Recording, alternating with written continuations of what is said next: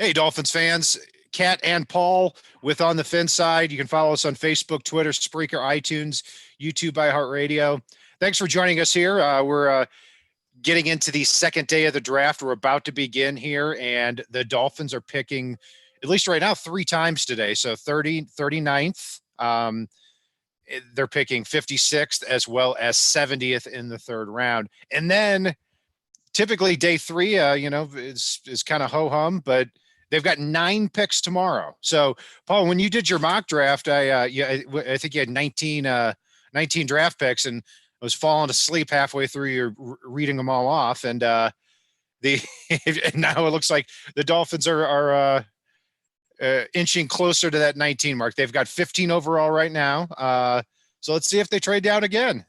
You know, I'd be totally down for them trading down again. They still need to add. I know they added a 4th round pick last night, but they still need to add something in that first pick of the 3rd round, first pick of the 4th round, no man's land between the two. As far as that goes, I mean, I want Miami to get at least one more tackle. I want a center or a guard, and I want them early. We need to get a safety, and we probably should think about doubling down at running back. So that's a lot of stuff we need to get, and then before we get to the luxury picks. You bet. And something yesterday that was interesting, Paul, too, you may have heard it on your end too, is at 26 when the Dolphins were about to pick and before they traded down, I think it was pick 23 or 24, I got 2 texts from, I hate to use the word sources, but people that know more than I do. And they told me DeAndre Swift was going to be the pick. And Adam Beasley said the same thing. And I think Deadspin also reported that, and a few different other places did too with DeAndre Swift. And then they traded down to 30, and they take Noah Igbenogany. So DeAndre Swift here is still on the board. What do you make of that situation? If anything, feel free to pass on that too. No, hell, I never pass. Damn it. I know. It's you want me to talk, I'm going to talk. No, I think it's part of the whole thing we've had going on this draft season. It's depending on which source you talk to, you're going to get a different answer. They know information leaks out. So instead of trying to hold everything close to the vest, the front office is brilliant. They're leaking pretty much every potential scenario. Like, it came out after the fact.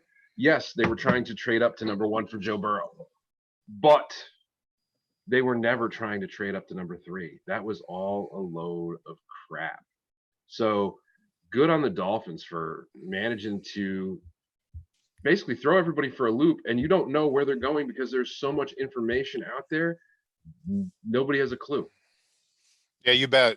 You bet. So, I've had a night to sleep on it, Paul, and I've got to say you were right. I've got the tackles at the top of the board now, along with you. So, wait, you broke up. Can you say that again?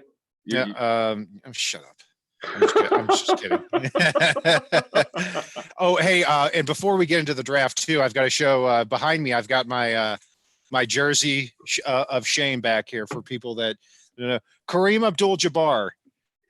This is the big one.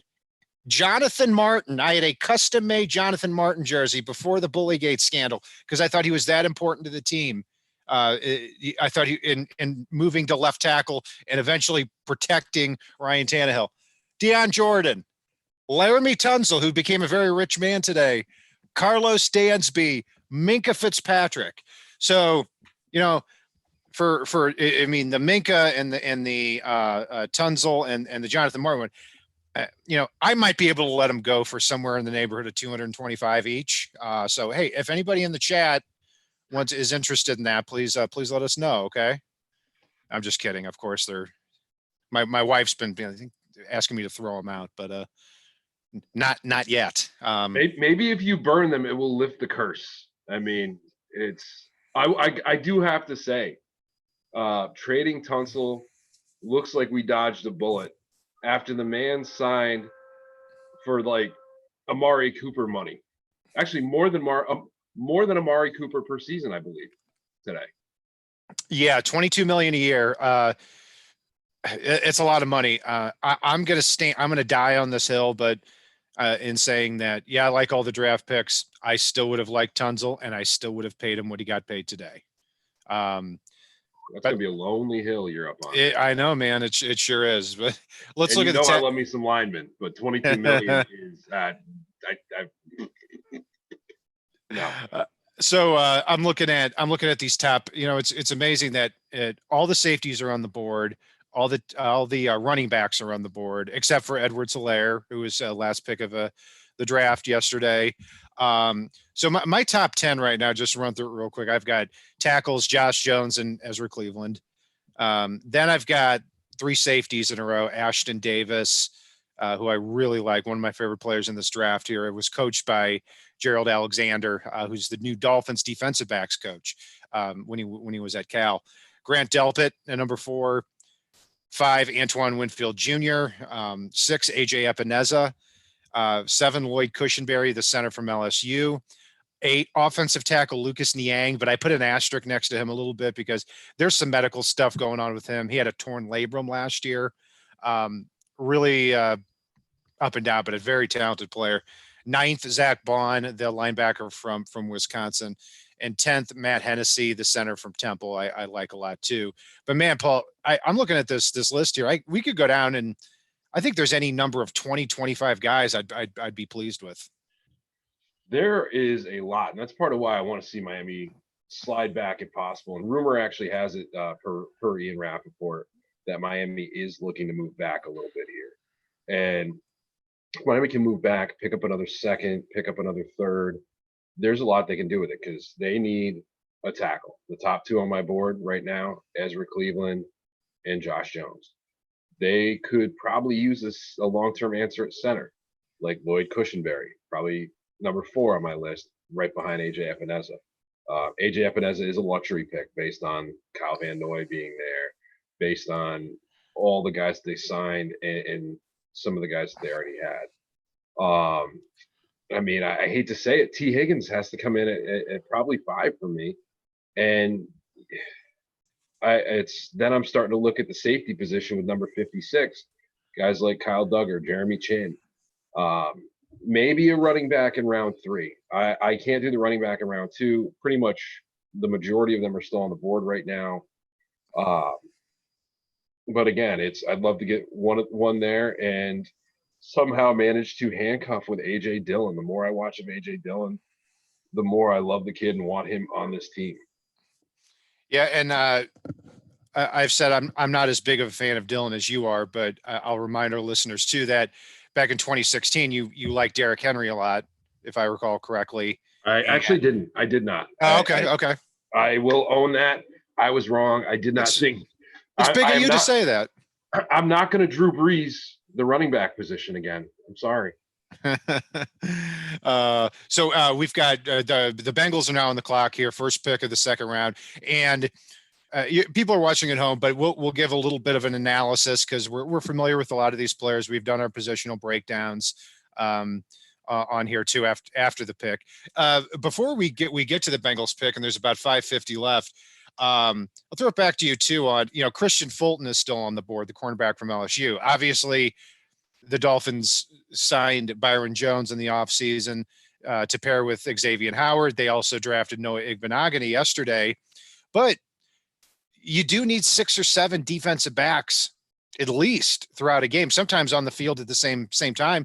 So if Christian Fulton is there at either 39 or 56, is that something you would still think about?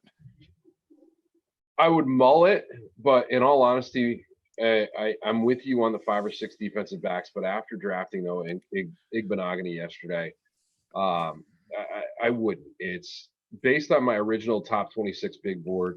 Christian Fulton would have been number 3 based on everybody that's available right now. But because of the fact Miami drafted Noah Igbinoghene yesterday, Christian Fulton would have to fall an awful lot further for me to think about taking him.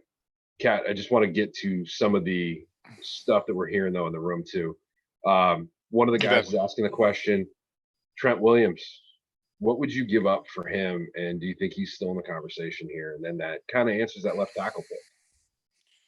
Yeah, I mean, I certainly would, because the word that Tony Pauline was talking about, that he's going to be a big discussion here over the next couple of days. Really, the teams that missed that left tackle group. Now, the Dolphins drafted a left tackle in the first round with Austin Jackson, but he's also somebody that you might be able to um, groom a little more easily, a little slower. Or maybe Austin Jackson pulls kind of like a Laramie Tunzel in his rookie year and plays some guard, like you talked about when we did our positional breakdowns. But yeah, I mean, I'd give up a third or fourth in 2021, especially with having 2 first and 2 second round picks. I don't think it'll be the Dolphins now, because it kind of locks off for me, Austin Jackson getting on the field quickly if he shows that ability. It could be interesting. I mean, I think Austin could probably kick over to the right side, but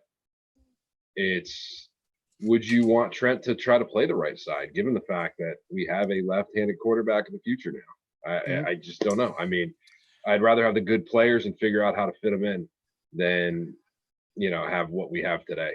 For the draft compensation, yes. For the salary, no, because I think he will want 15, 16 million a year. And then getting somebody like that, as great as he's been in his career, didn't play last year, and now you're moving him back over to right tackle, a position he hasn't played since his high school days. I would probably pass, but very good question there. And Chris, I'm hoping we get 2 offensive line too, and radically centerist. I agree. Nobody nailed much, but that's the beauty of the fact that Miami put all those smoke screens out, like we were talking about early on. So, Cat, and also too, radically centerist said about a kicker as well at 30. I mean, he jokingly, obviously. Well, but, yeah, obviously we're going to go punter. Ask Cat. Yeah, exactly. I was going to say. I mean, really tugging at my heartstrings here as far as kickers and punters. I mean, and if you're telling me in the 5th round we draft Braden Mann out of Texas A&M, I'm going to be loving that pick. So we'll see. If we take Braden Mann with AJ Dillon still on the board, I'm going to be pissed at you. I am going to be pissed. That would be nice. That would be nice. I'd enjoy every minute of that. I would not let you forget that, especially if we're talking about trying to sign AJ Dillon as a free agent in 4 years, and thinking the team's going to franchise him. Bengals pick is in. We should be getting that here shortly, just so everyone's aware. Sounds good. And I'm also big too, Paul, that as you know, about hearing the pick from the commissioner. So if you hear it early, all I ask is that you keep it to yourself until I hear it. And then we're going to stop. And then we're going to stop for a couple minutes too. And what's your prediction here, Kat? I think it'll be Josh Jones, if I had to guess, because they got Jonah Williams coming back last year, but Bobby Hart is the right tackle, and I think Josh Jones can plug in there very quickly and help protect. I agree. That makes a lot of sense. I'm going to go T. Higgins here. I think they try to get a shiny new weapon, knowing that AJ Green has a tendency to play a couple games and then go on IR. Yeah, and they franchised AJ Green, so it's quite possible that you get him in here and you just use him for another year, and then he'll be 33 in 2021. So T. Higgins has that same body type too. I mean, he can do a lot of the same things. I'm not saying T. Higgins is AJ Green, but stylistically they have a lot of the same qualities. All right, here we go. Kat, I'll let you say it because I don't know if you're on a slight delay from me.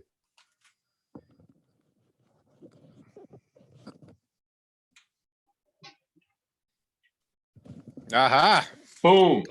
Paul is correct. Eric, how many of these did I hit yesterday? I was knocking them out of the park.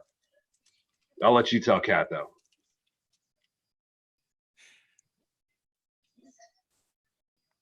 No, it's a good pairing. I mean, the Bengals have a lot of needs. Wide receivers not the biggest of them, but I mean, I can totally see them trying to prove themselves to Mr. Joe Burrow at this moment. They're trying to win. Yeah, a lot of star potential there, and I'm glad that pick came off because I'm not. Look, I think with I'm sure that was a pick at 30. I mean, at 39, I'm not saying he would have been your top choice, but you would have liked that more than me. I know that. Very simply because of he's a boundary receiver, and I think if you get T Higgins to the Dolphins, then it cuts. Yeah, you can double down on your chances of success there, but I also think too that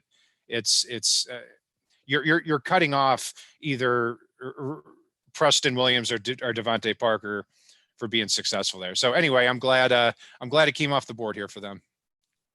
Yeah, and I'm actually glad too, because I like T Higgins, that he came off the board and that it's not an option for Miami, because I would be so torn given the fact that if he was on the board, it'd be a struggle for me not to kind of wish and hope he came to Miami if the situation dictated it.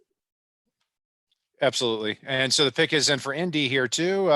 Let's see how many of these we can nail, Paul. This is where I thought I'm going to go with Denzel Mims here, the wide receiver. They really need a guy.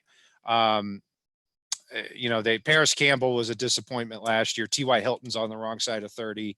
Zach Pascal didn't materialize throughout the season here. So the pick is in, but we're going to wait just a moment here for that. I'm going to go Jonathan Taylor. Jonathan Taylor. Wow. That would be a heck of a 1-2 combo there with Marlon Mack. No doubt about that. The backup guys they've had of, Jordan Wilkins and Nyheim Hines have gotten hurt quite a bit. So we'll see. And then the Colts are going to be back on the clock here as well at pick number 44. All right. So, given that fact, Kat, obviously the T Higgins thing doesn't change anything up for you. What would you want to see Miami do at pick 56 here if they retain the pick? Or do you want them to? I probably would prefer that they trade up as opposed to trade down, this year, even though I usually like the trade downs. 56. That'd be a good spot there. I think for the running back. I hope they pick Josh Jones or Ezra Cleveland or safety or Epineza at 39 and then come back at 56, because I still think that there's going to be value on the board there. So pick is in. Hang on one sec.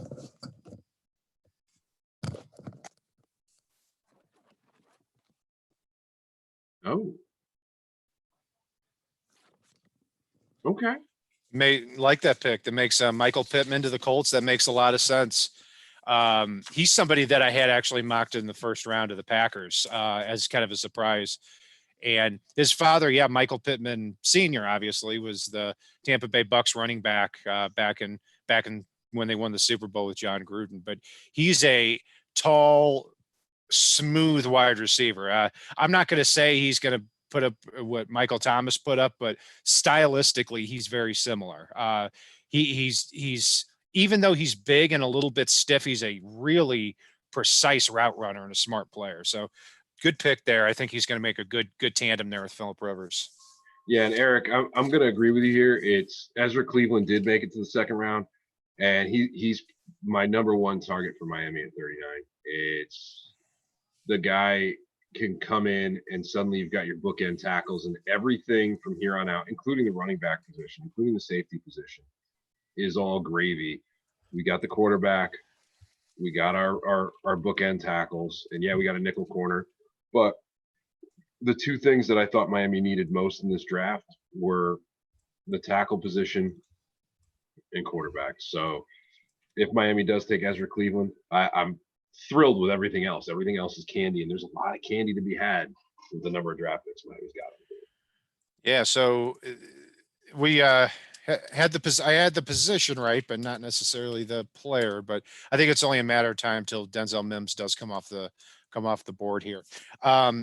So you got the Lions here at 35, and this is I've had them mock two players in my head for a while now, and that's at the edge position. Yader Gross Matos, I think, would make a lot of sense for them. And if they're looking for a little bit more athleticism, possibly Julian Okwara from Notre Dame, if I had to make a guess here on that pick. Kat, you don't think Epineza comes off for Matt Patricia and that Patriots way Yeah. defense? Damn it. Yeah, that makes a lot of sense. That might even make more sense because he's kind of got those same qualities as Trey Flowers. Yep. More that, with what they're looking for in a pass rusher. That inside out guy, Epineza, I still think the world of. I think he was on my top 26 board. He was still in the low teens for me. I think he was 14, 15, something like that. And I think he was in your top 26 too. I could be mistaken though. I had him. He was number 15 on my top 26 board. Okay, yeah. So we dropped him after the combine. We may have dropped him just a little bit, but we knew he wasn't a fast guy, and so he ran slower than I thought. But he plays quicker than his 40 speed though. He really truly does. Oh, you bet.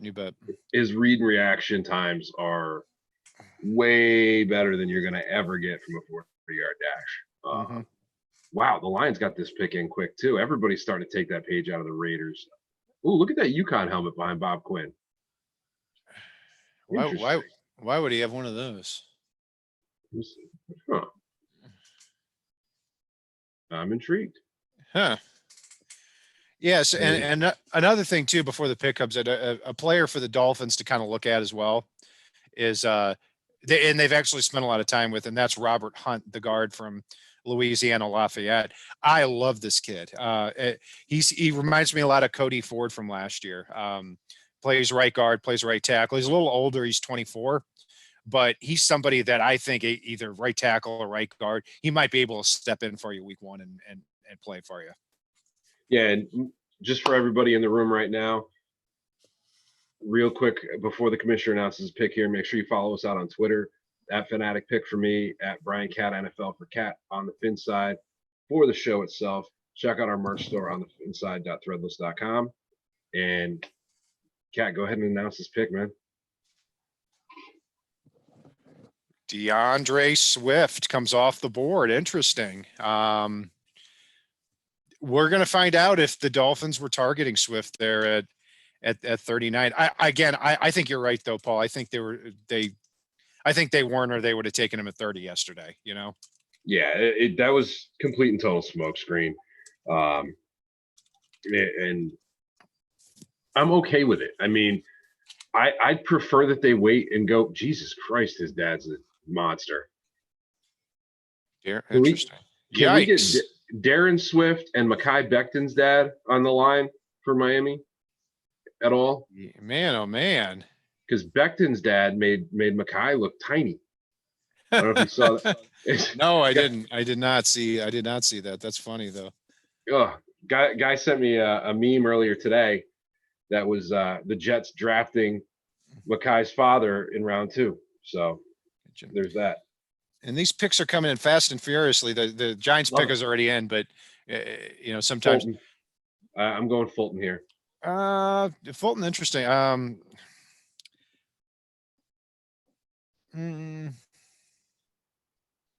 Oh, I thought the Giants were on the clock last, so that's why I predicted. So I'm going to stay with. No. Actually, yeah, Lions and Giants. I'm going to stay with my prediction last time. I'm going to go with Yetur Gross-Matos or Julian Okwara. I'm going to go with Okwara. Okay.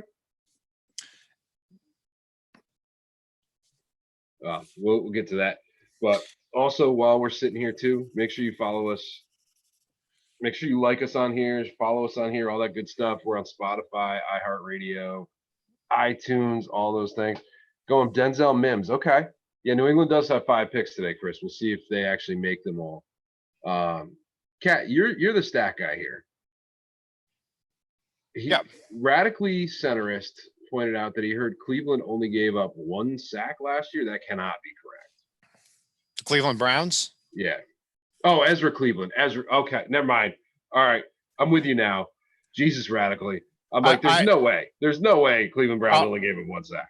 Yeah, I'll take your word for that, radically centerist. I know that in the last 5 games, he allowed no sacks and 2 pressures, and that's what I was always focused on. But yeah, I mean, I remember watching Ezra Cleveland at the beginning and thinking, This guy looks like a kind of a more rocked up version of Sam Young, and that's not a good thing. But then I watch game after game after game, like this guy never lets up anything up. He kind of toes that line between making it look effortless and making it look like he's not trying. But I like Ezra Cleveland. He's somebody months ago that got up on my radar really quickly. So he'd be a great pick there at 39. He would have to switch over to right tackle, or Austin Jackson would, but I don't see that being a big problem. No, and centerist as well. The running backs are falling, but all it takes is for one running back to go early here, and suddenly you're going to see a run on running back. So with DeAndre Swift going now, you could see a run here. Time will tell, but Kat, I'm staring at the screen right now, and Cole Kmet, talk me out of it. Oh, that's that hard. I think, I look, I'm not a big tight ends guy, as far as drafting them in the first or second round, unless they really jump off the page. I think he's solid across the board. I think he's kind of like some of those old Notre Dame tight ends, kind of like Kyle Rudolph, which if he turned out to be Kyle Rudolph, he would absolutely be worth a second round draft pick. But, the big thing with tight ends is when they come in the league, they have to learn not only everything about football, they have to learn how to be an offensive lineman and a receiver. That takes a bigger learning curve. And you look at the last, several tight ends drafted in the first round. I mean, TJ Hawkinson had that big game in week 1 last year and then kind of fell off the map. Noah Fant came on toward the end of the year. And then you had, I think in 2017, you had David Njoku, Evan Ingram, and OJ Howard. And these 3 guys are trying to all get traded here. So not a high success rate in the first 2 rounds for tight ends. Doesn't mean they can't succeed, but Cole Kmet is not somebody that's really been extremely high on my wish list. So, and Kat, I have to tell you this. I don't know if you're looking at the chat right now. Chris Cook, I've liked you so far in the chat tonight, but no way, no how, no hell should Kat buy an Austin Jackson jersey. We need Austin Jackson to work out. We don't need him out there getting Tua killed and getting 2 other linemen suspended because he throws a tantrum or whatever. Kat's not allowed to buy jerseys anymore. I've cleared this with his wife, and there's no jerseys for Kat. Living or retired players. He can buy a player's jersey once they pass away. That's it. And somebody will probably come rob their gravesite and all kinds of stuff. I'm wearing a Marino jersey, and Dan Marino's probably falling down the steps as we speak. Knock on wood. Wish the best for Dan, but if it happens, what happened. Dan, stay in your house today. If that's is that the jersey? Helpful. Is that the jersey you bought when he blew out his Achilles? Yeah. Oh man, it's probably the same year. Eric, he is worse than the Madden curse. Kat has single-handedly ruined entire careers, not just an individual season. I had these custom-made Laramie Tunsil Minka Fitzpatrick jerseys made, and then I was like, there's no way they're not going to be on the team in a year, and they were gone in the next 2 months. So nobody saw that coming. Kat's jersey curse is so bad it affects the players around the person whose jersey he gets. It almost ruined Richie Incognito's career. Oh man, God, that would have been a. Giants are up. Giants are up here. I went Fulton. You went. Julian Okwara.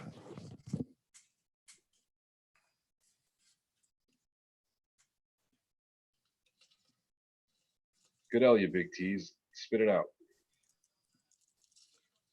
Oh. Xavier McKinney. So the first safety goes off the board there. And I got to tell you, I've soured a little bit more on McKinney. I think McKinney is a all around good football player, but not a lot that popped for me. I looked at I think it was the Auburn game where, man, he couldn't cover anybody in that game, but he is good in coverage. he's 6 foot, he's 200 pounds, he's productive. He's obviously smart coming from Alabama, but he was somebody that when I saw mocked, to the Dolphins at 18, I was like, I just can't do that one. So he was actually safety number 4 for me, and not far ahead really of the small school guys and Jeremy Chin and Kyle Duggar. I'm kind of relieved here. I mean, I know not everybody's going to be a fan of hearing that, but I didn't want Miami. It's another one where I didn't want the temptation. Yeah, I know how that feels too. And Paul, I'm sorry, man, but I don't have any inside knowledge, but what happens if AJ Epineza becomes a New England Patriot right here? Do they have anybody on offense besides Edelman yet? Or Tooney? I think they're stuck with who they have. I mean, N'Keal Harry and Mohamed Sanu are going to be there this year. And I don't know what the hell they've been doing as far as their skill positions with getting Sony Michel in the first round, N'Keal Harry in the first round, trading a second rounder for Sanu. I mean, it never made any sense to me. I mean, all you have to do with Brady is get him somebody who can separate. And these guys, their biggest problem is they couldn't separate. Yeah, well, their biggest problem was twofold. For one, they couldn't separate. For two, Brady either couldn't hit him or refused to hit him, depending on which player it was. So let's face it. I mean, oh shit, New England's up. I'm gonna go with Ezra Cleveland. I'm gonna go with Epineza here. No Epineza, come on. Oh, you bastards! That hurts. Interesting. That hurts. Yeah, he's I'm a little surprised at that because I'll tell you what, I think he's going to play linebacker for them. At 6'1", 217, I think he's going to be kind of that nickel linebacker. He's a talented player, that's for sure. I actually, yeah, he and it's funny. We were talking about he and Jeremy Chin after the Senior Bowl, months ago, and at the time they were like 3rd or 4th round picks, and I thought, man, these could be some real sleepers. And now you're talking about them as, they've been talked about as late 1st, early 2nd rounders. So I'm okay with that. I'm happier that than AJ Epineza. So we're only a few picks away here or just 1 pick away here from the Dolphins. You got the Panthers on the clock here, Paul. What do you think's gonna go on here?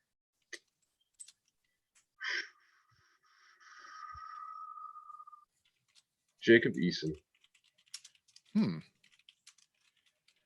I'm going to say they stay on the defensive side. I'm going to say they go with Ross Blacklock, the defensive tackle from TCU. Actually, I'm going to go Fulton here. I take it back. Gotcha.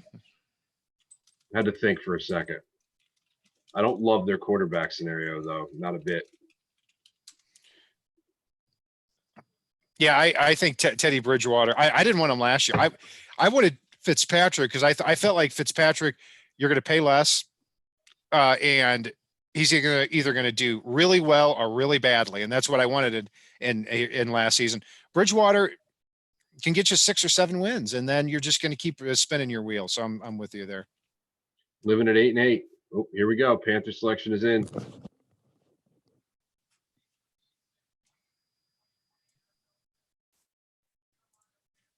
Ew. Bastards again. They're starting to steal from our list, Cat. Yeah. Hey, I had Gross Matos, and by the way, Reggie Goodell just butchered his name with Gross Matos, I think he called. Gross my toes.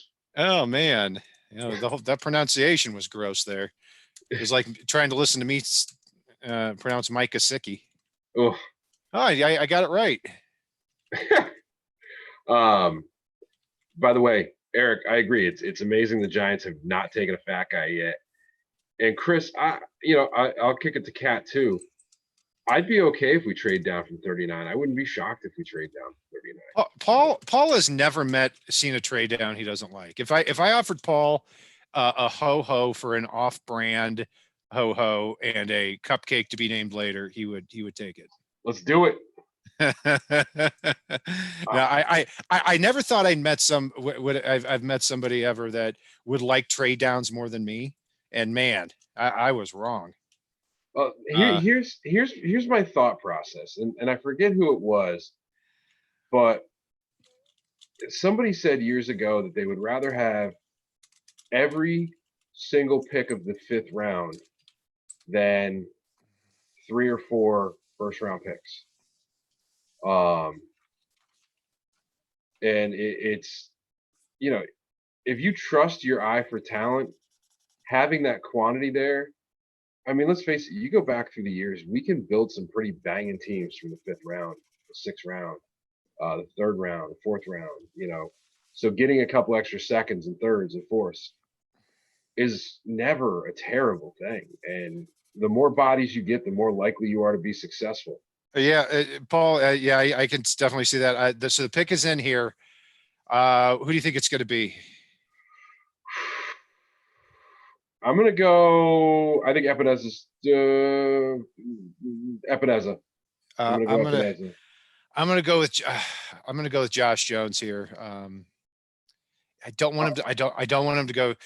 But I've said too that if I had to pick one player that I thought would be a Miami Dolphin after the first round, I thought it'd be J.K. Dobbins. But I'm going to stick with Josh Jones. What a steal that would be here at 39. And I want Ezra Cleveland, but I'm thinking Epineza. Gotcha. All right. And of course they cut the commercial, so it's going to be a minute here. Sure do. And and I beg I pointed this out last night.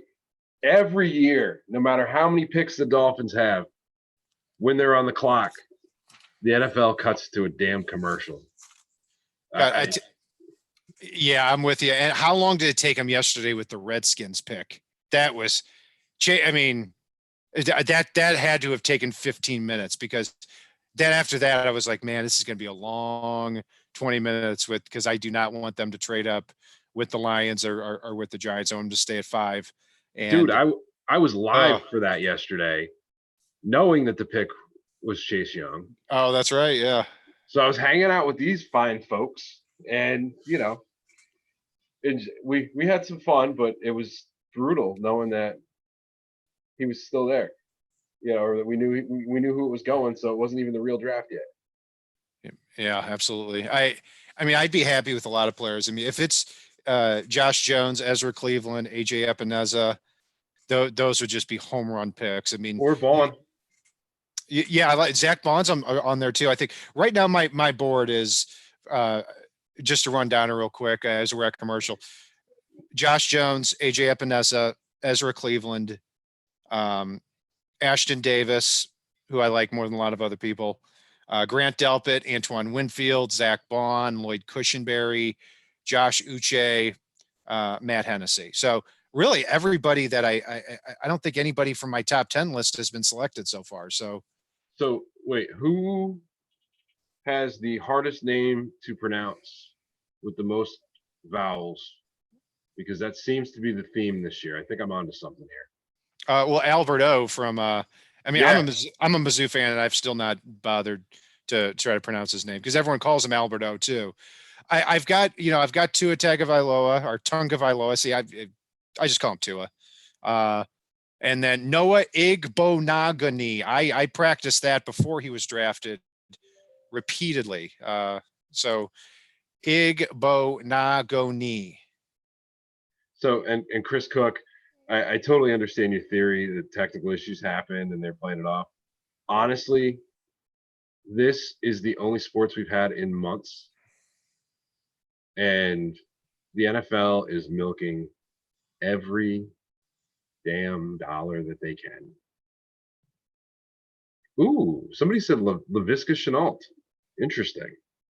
That could be an interesting name. And Paul, I'm minimizing the chat for just a second, so I don't see it on my end. I don't want to know if that was a official or if that was a guess, but no, that's a guess. It's okay. There's no spoilers out right now, which is awesome. Gotcha. Yeah, and Laviska we got Chad Johnson. Sorry, go ahead. I remember we got him 2012 and he was terrible and then I think he thought he was. No, Laviska Shenault, I'll tell you what, is more like he is a much bigger, rocked up version of Albert Wilson. He plays that same role where after the catch, he's incredible. He just can't stay healthy. And I wonder if, well, they drafted Tua, so maybe they'll deal with that. So Delpit's still on the board too. I keep forgetting he's still there because it just seems unfathomable to me that he is. Yeah, so there's a few players there. So it's they would really have to reach. All right, the pick is in here. Well, actually, it's been in for a while, so I'm gonna take my headphones off for just a second here. I don't even want to see your face here, Paul, because I don't want to see. I mean, usually I do, but I don't want to see a reaction here. I mean, I'm pretty. I'm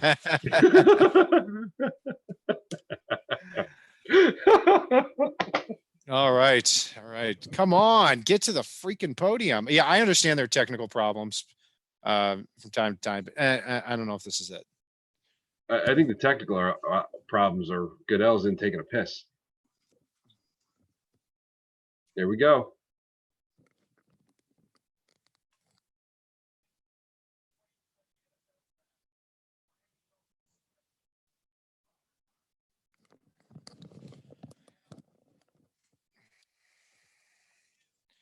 Well, have you heard yet? Yeah. I'm waiting for you, dumbass. I was trying not to make a look. I'm trying not to do anything. I'm waiting for you. I like it. You know what? I've got him pretty far. I think heading into the day here. And what's funny is I mentioned him not 10 minutes ago because I really wanted to get because they spent a lot of time with him. He plays guard. He is a big dude. And what I'm interested to see is he going to play right guard or is he going to play right tackle and kick Jesse Davis back in? But yeah, they're showing the highlight clip here. I mean, yeah, he can play. And I think too that, and I say this all the time, guard, center, tackle. I am a big believer that it's how infrequently you lose. And he, at his size, does not lose very often. He just has to be able to do that here at the next level. So what I will say here is Miami either believes in Jesse Davis protecting the blind side of Tua, or we're going to go a tackle here very soon in the future. Ezra Cleveland still being on the board, Josh Jones still being on the board, Niang, Matt Pert, Jack Driscoll could be an option as we move along. He's a guy we both like. But yeah, and Eric, he did bring him up before. I like this pick. I really do. It's every theme of every mock I've done and everything that I've said this offseason is about building the trenches more than anything else. That includes talking about Joe Burrow or talking about Tua or talking about anything. Yeah, you bet. And also too, just a consistent strategy here with, the Dolphins are showing a lot of confidence in their ability to coach these guys up because he is a small school guy, Oh, the Texans are up. What misery could befall their organization with Bill O'Brien? I'm going to go Chenault here. I'm going to go Epineza, I guess. Or nope, we're both wrong. Ross Blacklock. Man, I've just been off by a few of these since pick about 15. That makes a lot of sense there. They need some help as a 3-4 team. He's an impressive kid. I did like him. I've liked him a little bit more each time here. But he had some off field, and that's where the fault lies with him. He was talked about as a first rounder at one point, and then his off field kicked in, and yeah, absolutely. I'm sorry to be rude here, but if we're going to be here for hours, I'm going to respond to some texts. Oh, you're good. You're good. We're all going to do it. Yeah. So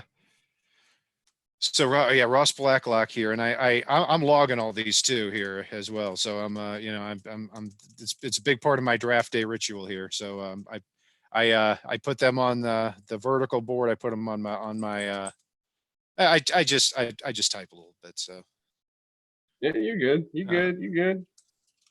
Robert Hunt. All right.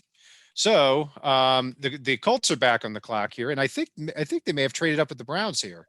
So I've got to think, you know what? I mean, it's kind of gets to the point where I'm like, Epineza here. Now, but they play a 4-3, so he may not make a lot of sense for them. No, I don't think he makes a lot of sense, but Fulton's still out there. Yeah, so yeah, you're saying Christian Fulton every pick. I'm saying AJ Epineza every pick, but Fulton would make a lot more sense. You're right. Yeah, and this one I'm doing the it does make logical sense.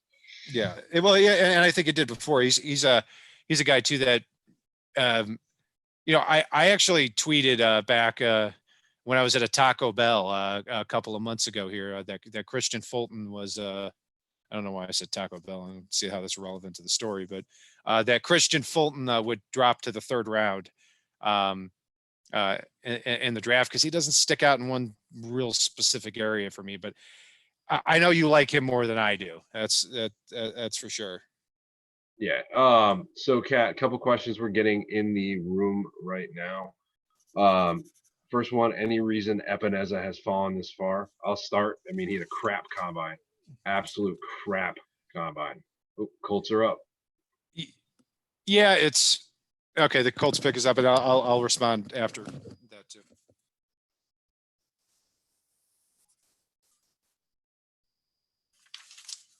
Oh, Jonathan Taylor paired with Marlon Mack. I just said it a little early. Yeah, you did ruin it for me, but it's okay. Oh, sorry. Well, I ruined it too with the previous pick. No, it's all good. I was looking into the future for later in the second round. Well, you nailed it, man, on that too. And now it gets interesting because Jonathan Taylor's off the board, DeAndre Swift is off the board, Clyde Edwards-Helaire is off the board, J.K. Dobbins. If I see a trade up here anywhere, for the Dolphins, that's definitely going to be my targeted pick there. But man, I'm starting to look at this board still, and Jones, Epineza, Ezra Cleveland, Grant Delpit, all still there. I mean, it's a sexy board to look at. I saw a mock earlier that had Miami taking Delpit in the third round. It's not impossible. He had a ridiculous. He had a high ankle sprain last year, and he missed. I think he missed. PFF said 20 something tackles. But he's got such range and such football IQ that I think that he might be able to overcome that a little bit. He's if a lot of times in the NFL, if they're going to show you the tackling techniques if you're big enough and you're in range. Delpit's a safety, Eric. Here's a good one. Joseph Hurley wants to know: would you guys still consider Lloyd Cushenberry with the next pick if he's available? For me at this point, I maybe. I wouldn't hate it, but I start to wonder what we're doing with Karras at that point. Yeah, and also too, Ted Karras is on a 1-year deal, so that might be an opportunity too to and Karras also can play some guard, so that might give you a little bit of flexibility. Yeah, but I'm with you, Paul. I think he wouldn't be the top guy on my board, but he wouldn't be too far off. I mean, I think he'd be 8th here. So still, man, a lot of good players here. And Jonathan Taylor was a player that I don't think fit as what the Dolphins are necessarily looking for compared to the other guys, because he had even looking past the fumbles, he's not somebody that's very good in the passing game. He caught more passes this past year, dropped a lot in his career at Wisconsin, not a good blocker, which is key in this Chan Gailey offense. That's why I think J.K. Dobbins makes the most sense as far as the fit. But as I look at this board, man, I don't think he's going to fall to 56, which might be it depends who's there. That might be a little disappointing for me, but it wouldn't be disappointing for you. I know that. Yeah. I mean, I'd like it. I would, but actually Jaguars pick prediction. This is where I think Chenault goes. I think Jackson will take Chenault here. Yeah. Cause they just cut Marquise Lee. That would make some sense here. I'm going to go with Ezra Cleveland. They've been talking about kicking Cam Robinson inside the guard. Yep. So that could make some sense here. I got to tell you too, I might be alone in this. I love day 2 in the draft more than day 1 for this very reason. Yeah. I mean, it's so fast paced. You never know what's going to happen next. Yeah. You just never know. I mean, look, we've been trying to predict these picks here. And we've been probably closer than a lot of other people, but yeah, I mean, can be, so Paul Webster asked in the chat, question, are we picking by strongest team need, position, or fit? I'm going to tell you, and this is going to sound weird, the answer to that is yes. Believe it or not. They've got a good, strong mix of that. They're taking the best player available. I think they've got a little bit of that flat board where, equal or near equal, it's going to be at the position of need. And there has to be a home for them at this point. Later on in the draft, if there's not, they'll figure it out. Yeah, and I think, and by the way, it's storming here, so if my power goes out, that's going to be terrible. But don't take it personally, everyone.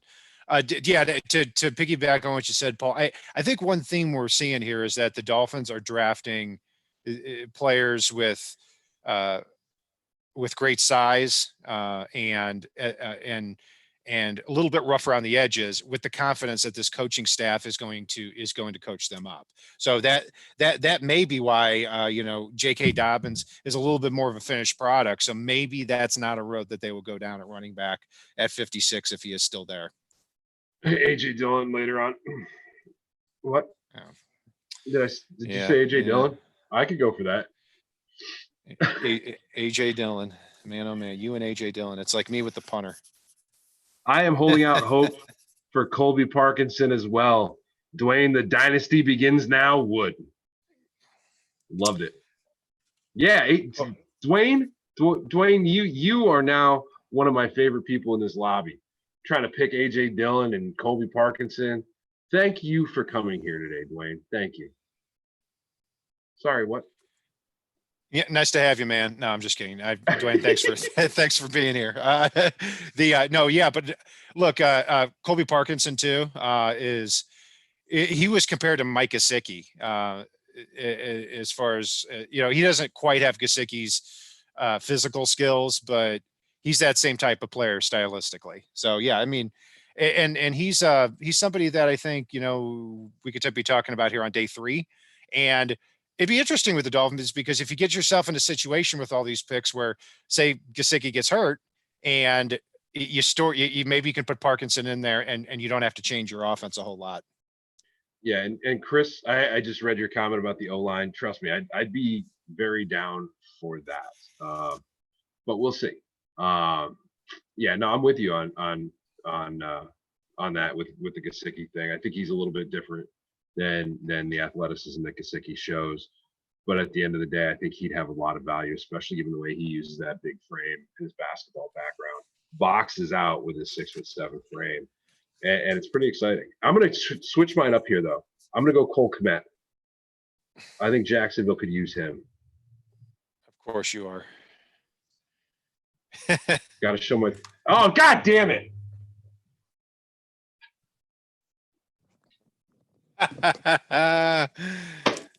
Sorry, Paul, it doesn't count. And then they took so long to announce the pick that I changed it.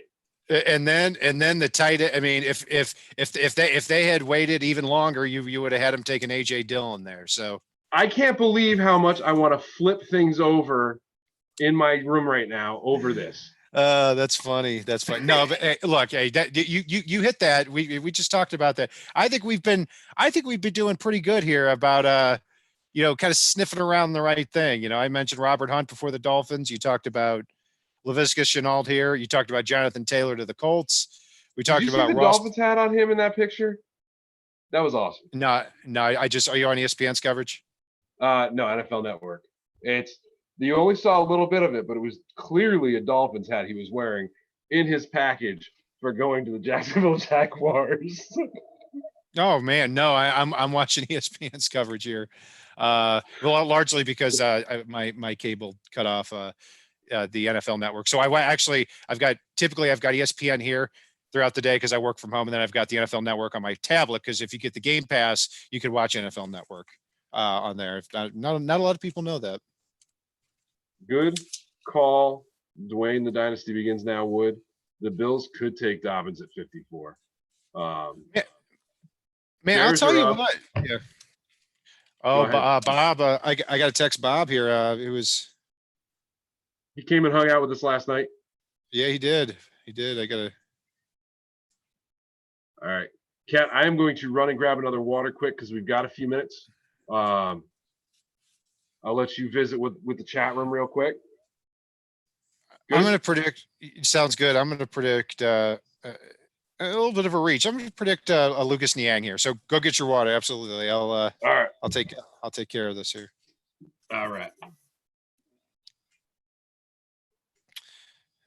So, Dwayne, you also asked to Raekwon Davis, will he be available at 70? I combine all of the consensus board where I take 18 big boards because I've been inside a lot, and plus it's fun to do. Raekwon Davis, I believe, as consensusly, he's 85. So yeah, I think he has a really good chance to be there. He'd be an interesting guy. He doesn't offer much as a pass rusher, but he is a giant dude, 6'6", 310 pounds. And Eric, yeah, Paul's going to get some water. Yeah, I got some water right here, buddy.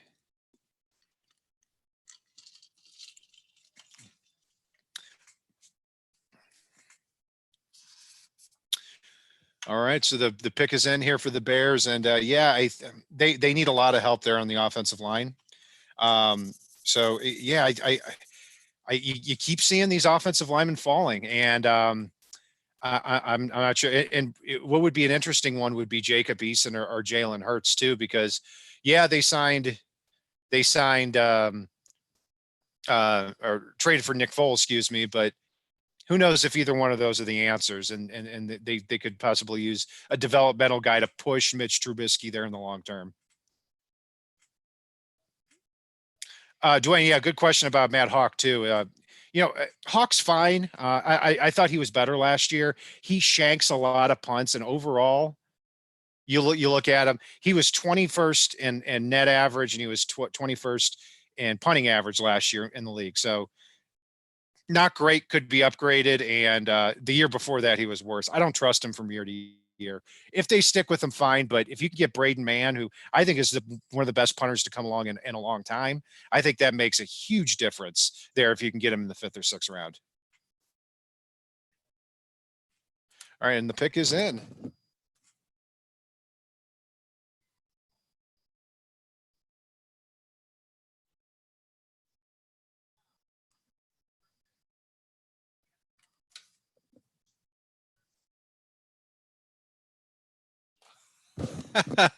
And then the pick is Cole Kmet.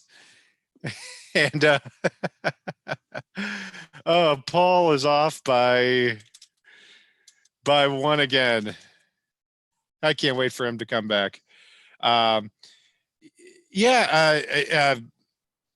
Denzel Mims and KJ Hamler were just mentioned there in the chat too. Yeah, I'm pretty surprised Denzel Mims is still on the board. I mean, 6'3", 207 pounds, real good contested catch guy. I don't know if he's a great fit for the Dolphins, but yeah, I was expecting him to be gone by now. It wouldn't surprise me if he's gone here pretty soon.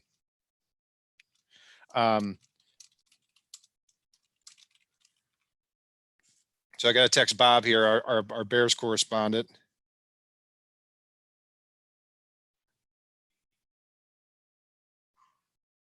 Cole Kmet, and yeah, he's a well-rounded player, 6'6", 260, runs a 4.7 40. He's somebody a lot of people didn't expect to come out this year, and to catch 55 passes in that Notre Dame offense is pretty amazing.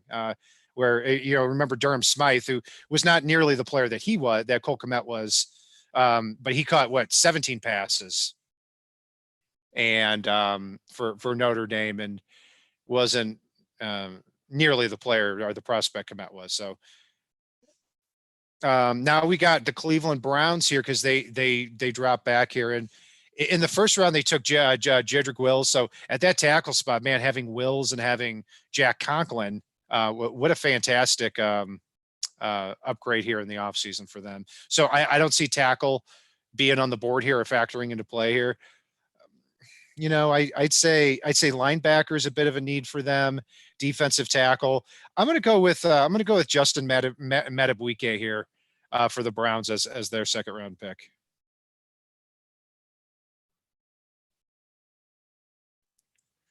Yeah, Durham Smythe has certainly been a big disappointment so far. I will say this: he did play better in the last 4 games of last year. So I don't think it'd be a good reason to pass on a tight end if you wanted to get one. But also in this offense too, tight end is not something Chan Gailey has really been known to do.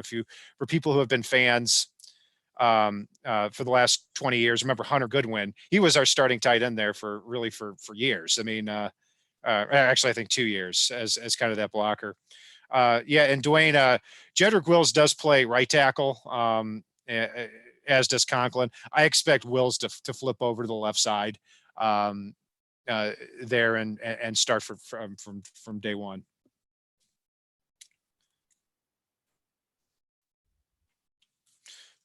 So Blacklock is off the board.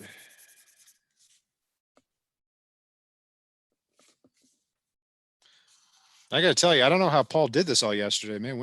When you don't have another person back here, this can get a little challenging. But as far as the Browns needs, safety too is a huge one for them, and this is where we might be able to see somebody start to come off the board. Maybe Grant Delpit. Paul, you won't believe who the last pick was. Cole Kmet. Nice. Who took him? I literally was getting my lovely water as we discussed. The Chicago Bears took him there. Winner, chicken dinner. Yeah, and God, I swear, you want to talk about a team that can't get the tight end position right. The Bears. I mean, they signed Trey Burton to a big contract. They cut him, and I think the Colts signed him the other day. Adam Shaheen, they said they drafted in the second round, which I thought was insane, out of Ashland University a few years ago. John Allred, I remember 20 years ago, they drafted early in the second round, and I think the guy caught like 20 passes in his career. They signed Deion Sims too, and we haven't heard from Deion Sims since. So I'm going to go for the Browns, by the way, and I agree with you, Joe. And Joe is watching our stream from Cork in Ireland, just so you know. Cool. We got all over the world watching this thing, which is kind of neat. Yeah, very nice, very nice. Well, I'll tell you what, I told Paul I was signing off here after the 39th pick. I'm having such a good time. I'm going to stick around. I might do the whole long haul here. So I might be a little more loopy. I might be a little more loopy here at the end of the third round, but how's your water there, Paul? By the end of the first last night. I threw down my Hilaire pick and walked away.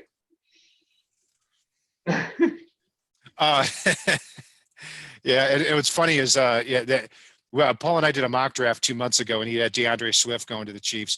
Then afterward, he messaged me. He goes, "Man, I really wanted to have him taking Clyde Edwards-Helaire because he's more of a receiving option." And so we worked that in there, and it turned out that was the case. Dude, this guy is going to coast to Offensive Rookie of the Year. If you look at what Damian Williams did, he has that same skill set, except he's just better at everything. So, yeah, Paul, you've got him taking Delpit. I thought mentioned Delpit as a possibility. My official prediction was Justin Madubuike here, the defensive tackle. They need a little bit of help in that area too. Sheldon Richardson on the wrong side of 30. So, actually, I'm going to break my own heart here. Ezra Cleveland. Yeah, so we talked about that too. As if they did that, I would imagine it would be because they're actually thinking about him at left guard. Because at tackle, they've got Jack Conklin, they've got Jedrick Wills now, so they're set at the tackle spots. But there has been talk about him playing some guard too.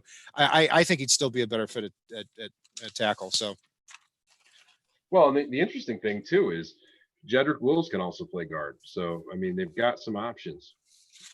Yeah, that's true. That's true. I think with the top 10 pick, they probably keep it left tackle, but we'll see. Pick is in. It's the Browns, so we shall see. Way to go, Paul. See what happens when you don't change your pick? I don't actually. My Wi-Fi cable box froze. What happened? Oh, Grant Delpit was the pick. God damn it. Man, so yeah. This is what happens when they give me too much time. All right, we got the Bucks back up on the clock here too, and J.K. Dobbins is an interesting one here because really their two big needs, and not many needs for the Bucks, was offensive tackle and running back. I gotta text my my buddy who was watching. With me last night. Who's left that's a party boy that likes to step on people's throats? Because that feels like an Arians pick right now. I'll tell you what. It seems like I'll flip my lid if they take another cornerback. It seems like every year for the last 6 years they've taken cornerbacks in the second and third round.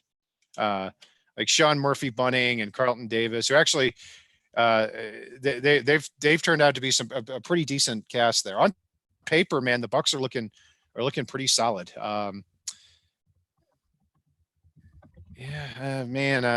got to say my prediction is going to be J.K. Dobbins here.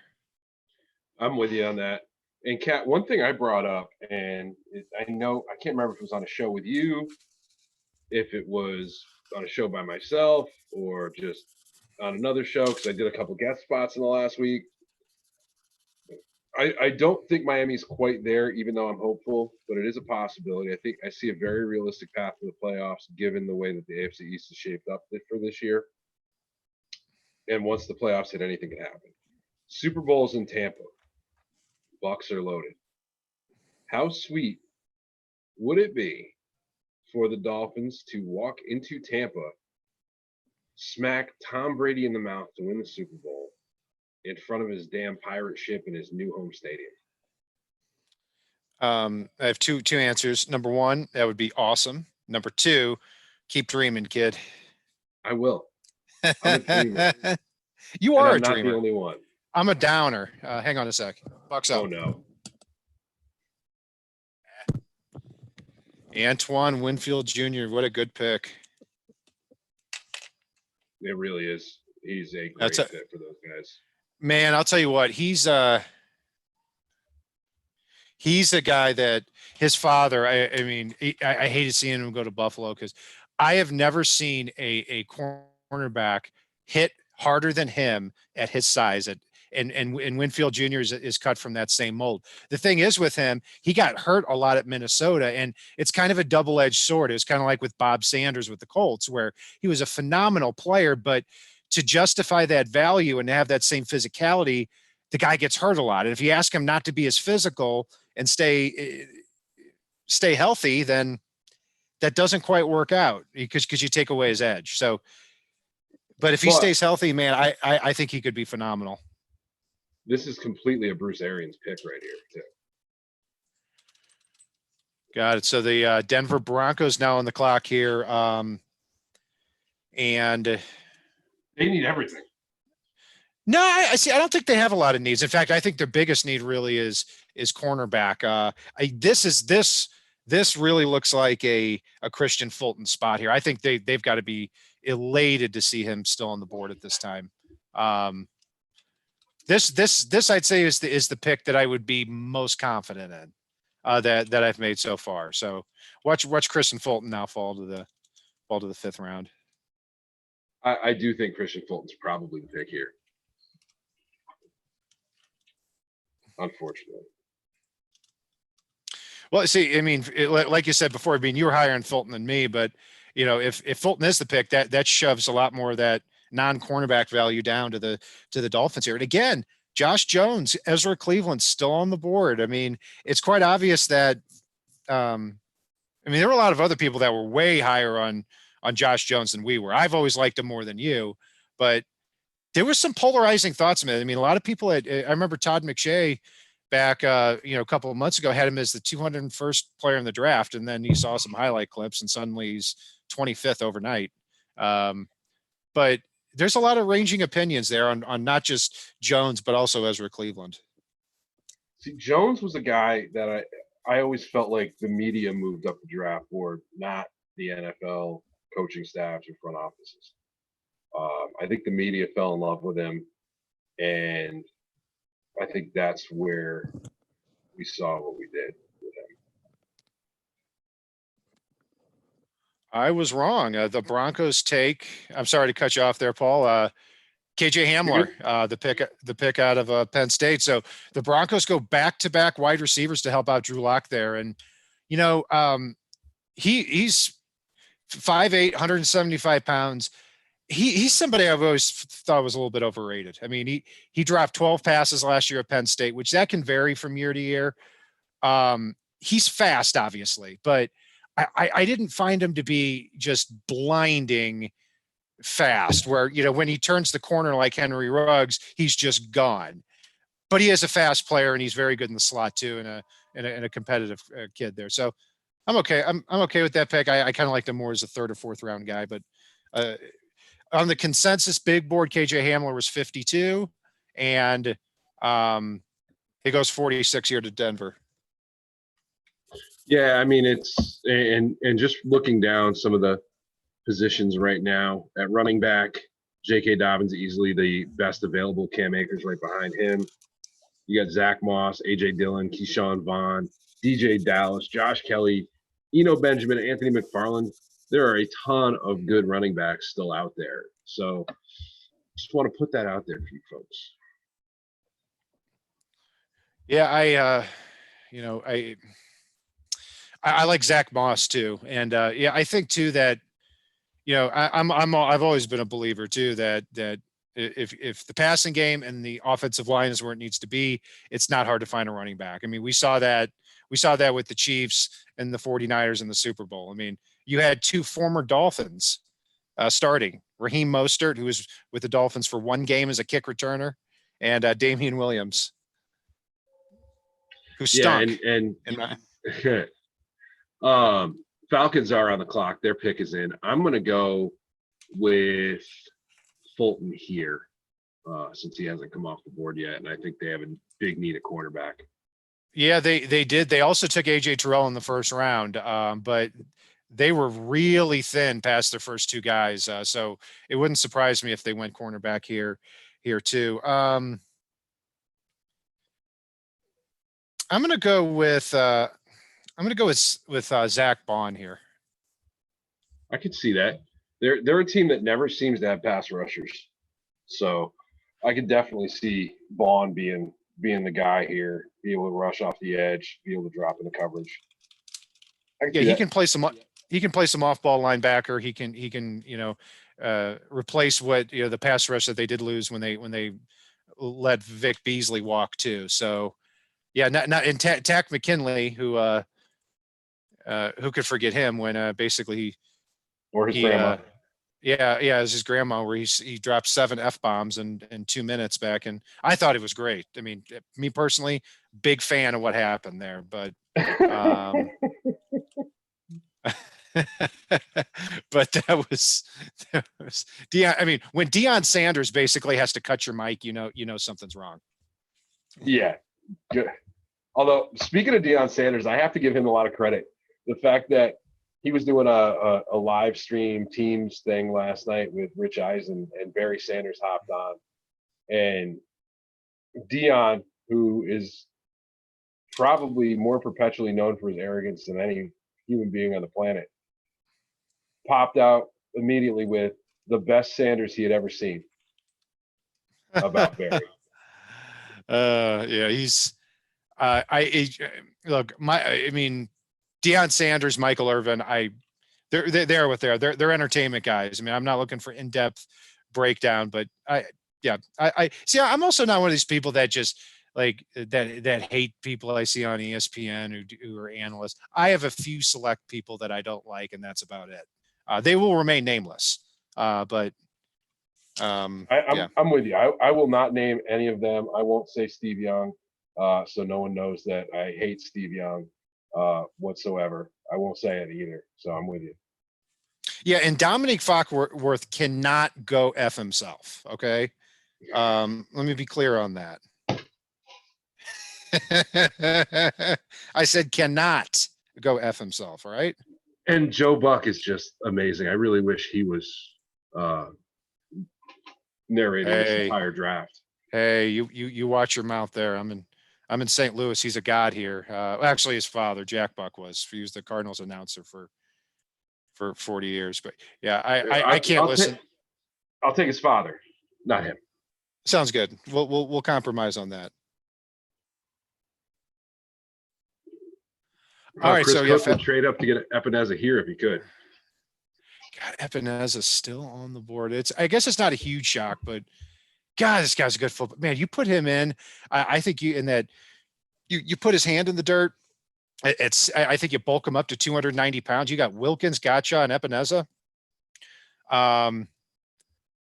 So Paul, Stanley Smith in the chat. I hate to segue so quickly, but wants to know why do you hate Steve Young? He's a moron. Like it's anytime I listen to him with the analysis, it's just poor, and that's on a good day. I mean, it's so bad that one of my favorite moments ever was there was a pregame show when he and Bill Parcells were on, and Steve Young was in the middle of some rant about some inane, nonsensical, not correct thing, and Bill Parcells cut him off, and he looked at me and said, Did you ever play football? And Steve Young obviously bristled. He's like, I felt. He's like, were you any good? And he's like, yeah, well, I'm in the Hall of Fame. And he's like, wow, you must have had a lot of physical talent then, because you have no clue what you're talking about. Yeah, you know more about him than I do there. I remember Steve Young saying that the Dolphins should be investigated and it's irresponsible. He was part of that group. So it was Dominique Foxworth. I hated that comment specifically. I don't know enough about Steve Young as far as I don't pay attention enough to announcers, to be honest with you. So anyway, Paul, Marlon Davidson is the pick here out of Auburn. He's an interesting guy because 6'3", 303 pounds. He's somebody that he's a different breed because I mean, they're showing it right now. He has stood up on the edge position and won at outside linebacker at 303 pounds. He also, too, when I saw him, the more tape I watched, the more he moved in closer to the defensive line, to the guard in the center, I thought he was an even better pass rusher. So not incredibly explosive, but a good football player. That's for sure. So he goes to the Atlanta Falcons there. He's somebody that I had on my Dolphins overall board. I had 48th. So I did like him, but went right about where I thought he'd go. Yeah, and I think if he was still on the board, the Seahawks probably would have gone after him. But given that he's off the board here, for the Seahawks, I am going to go in a little bit of a surprise move, knowing who's available. I'm going to go with Chase Claypool from Notre Dame, the wide receiver.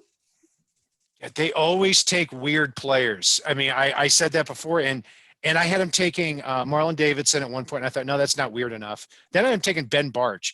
Then they take Jordan Brooks, who is rated below on the consensus board, Ben Barch. So I don't know. I mean, I think for their defense, if they go true to the board, Trayvon Diggs make a lot of sense because they play that cover 3 defense, and Diggs doesn't fit every defense. And they traded up to the selection here as well. So that makes me even more sure that they're getting Chase Claypool to come be a weapon for Russell Wilson. Yeah, that would be a weird pick too. So let's see who it is.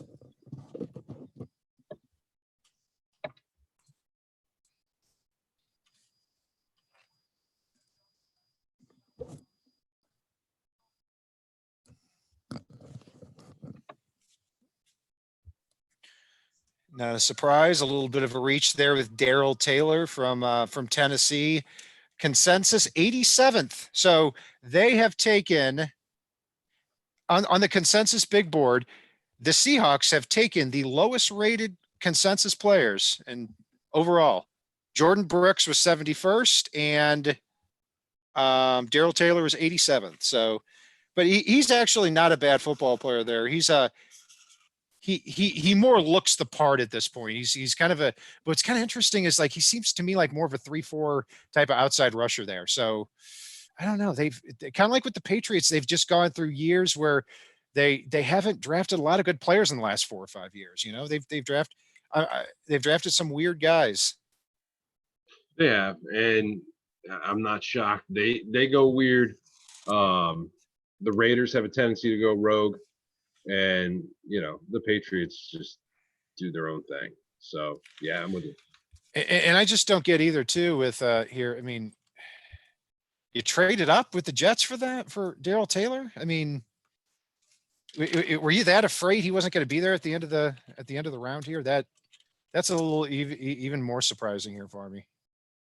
Yeah, it is. But yeah, I don't know.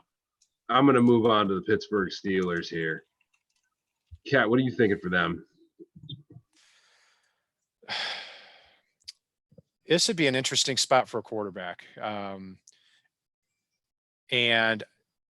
But I don't think that they have one that really fits what they're looking for. I don't think Hurts is a good fit. I don't think Fromm is. I don't think Eason is either. Eason does have a big arm, but he's a possibility.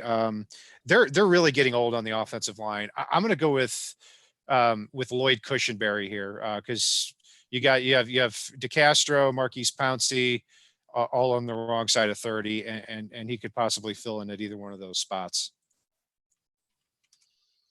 I'm going to go same vein. I'm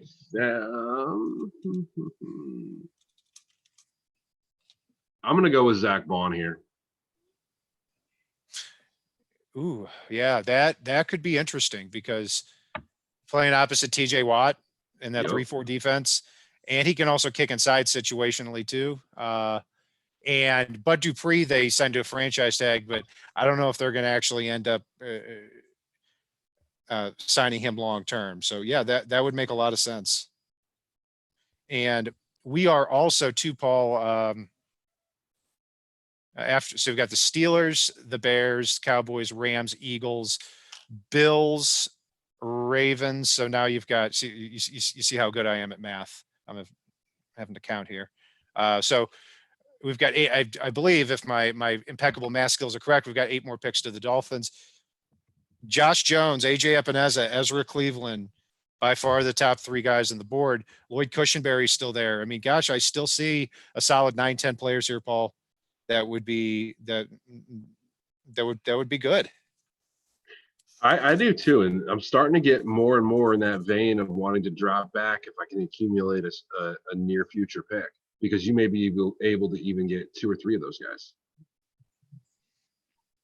You could, yeah.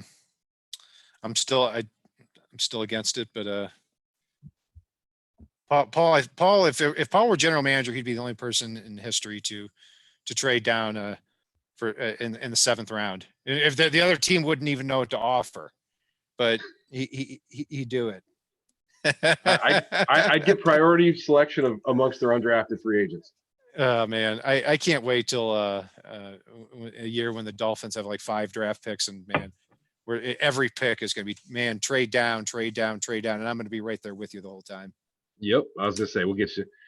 So interestingly enough, here I'm kind of rethinking my Steelers pick like an idiot. I'm going to go Mims. Okay. That Big could target. make some sense. They need some wide receiver help. They got Big Ben coming back supposedly in his broken little arm, and I'm gonna go Mims here, and probably means that I was right the first time with Vaughn. Yep. See what we get. Let's take a look here.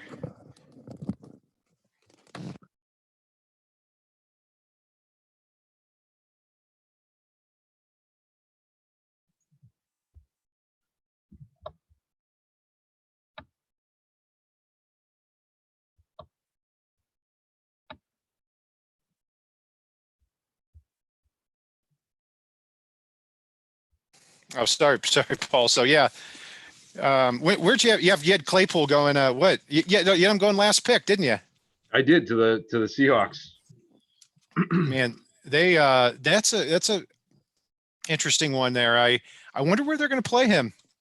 You know, I think they should. You know, and I think in today's NFL, kind of like with Mike Gesicki, it doesn't really matter what you label him as. I mean, he could be a big slot. You can call him a tight end, whatever it is, but he's going to play that same type of role. Yeah, I mean, he ran under a 4.45. He's 6'4", 235 pounds. He's a big body to go with their big body quarterback to throw big body balls into the big body end zone and blah blah blah blah blah. He's a good fit here for the Steelers. I'm more curious to see what the Bears do here at this point, because this could be Ezra Cleveland or Zach Vaughn. Did I say Cleveland? I meant Chicago.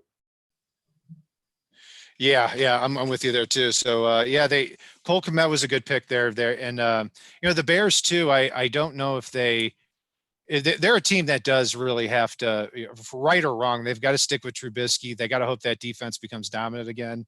So, you know, they need some win now players as opposed to players that project for the future. Because, you know, when we get 3 years down the road, Khalil Mack's on the wrong side of 30, Robert Quinn's going to be 33, who they just signed, Akeem Hicks the same way. They're going to tear it all down anyway. So it would make sense to try to win now. It would. But again, what are they really tearing down up there in Chicago? I'm sorry, Bob, if you're watching here, but what are they really tearing down? It's like, yeah, I mean, it's going to the beach and kicking a sandcastle, and not a good one. That is a hell of a comparison. But I'm not wrong. No, you're not. You're definitely not. All right, Bears up here. I'm gonna go Josh Jones. Did they? Nope. The pick is. Have you heard the pick yet? I'm sorry. I didn't ask you. My cable's frozen, so I'm relying on you for the announcements here. Gotcha. So it's Jalen Johnson, the cornerback. So again, Ooh. a good news there for the Dolphins. I like him a lot here too. He's a physical, a bump and run cornerback there. I would have really liked him too if the Dolphins hadn't signed Byron Jones. He was still actually on my board before they took Igbenogany, because I think he has the ability as well to play in the slot. And he's one of these second round cornerbacks, one of a few with Igbenogany and Fulton that have the ability to move inside and play that cornerback spot in the slot. And they need one because they're pretty thin at that position there past Kyle Fuller. You know, yeah, and I'm hopeful. Just talking about the cornerbacks and just thinking about Miami a little bit, and the no Igbenogany thing. I would still take a Meek Robertson if he's there in the fifth. All day I'd run to the podium for that man. Yeah, I love a Meek Robertson, and if he's there in the fifth, all day, and it's possible he could drop there too, because you know, smaller, slower players tend to drop. But man, oh man, he would be a phenomenal, you know, in this situation, like sixth defensive back to put out there on the field. Yeah, he would. LA Rams and their horrific new logo are on the clock now. What are you thinking here for the Rams, Cat? The former St. Louis Rams. Man, or is Dallas on the board? I'm sorry. Yeah, Dallas is up here too, and then you got the Rams. You know, they didn't address defense in the first round. I'm gonna go with, hate to repeat, but I'm gonna go with Trayvon Diggs here. They still need cornerback help after losing Byron Jones. I am gonna piss you off with this one, Cat. I'm going to say Ashton Davis for Dallas. Yeah, no, that Ashton Davis is one of those guys who could go anywhere, because he was really hurt by by not being able to work out, because he had a great final year at California. he didn't get to run. There was word that he was going to run in the 4.3s.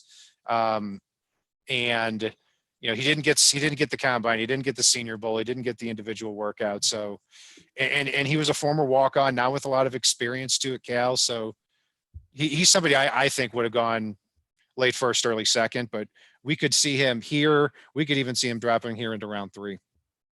Yeah, no, I wouldn't be shocked though. I do think Dallas does look at the safety position. It's, and Dwayne, the dynasty begins now. I totally believe that Jerry Jones in past years has shown that he'll go with the big meatheads in the middle.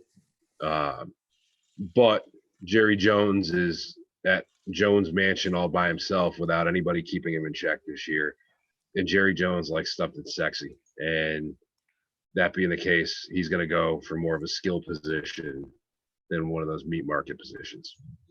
And that's why I think he goes Ashton Davis. Yeah, I mean, yeah, I tell you what, I might be alone on this, but I don't have a problem with Jerry Jones as a GM. I really don't. Other than the post Troy Aikman years where they had like Quincy Carter quarterback, there's not been one year that's gone by that I've said that the Cowboys don't have a good roster or a talented roster. He hasn't made the best decisions, and look, I think they messed up with the Dak Prescott thing. Because look, Ezekiel Elliott's is great back, but I don't think you extend him before you take care of the quarterback, and I think they should have saved some pennies there. So, and yeah, Paul Webster, you're right there. Travis Frederick did retire, so maybe Lloyd Cushenberry could be an option here. Matt Hennessy's a player I like too, out of Temple, and Tyler Biadasz from Wisconsin, who had a lot of injury problems, falling big time. Probably a little too high for him here, but yeah, could be center here.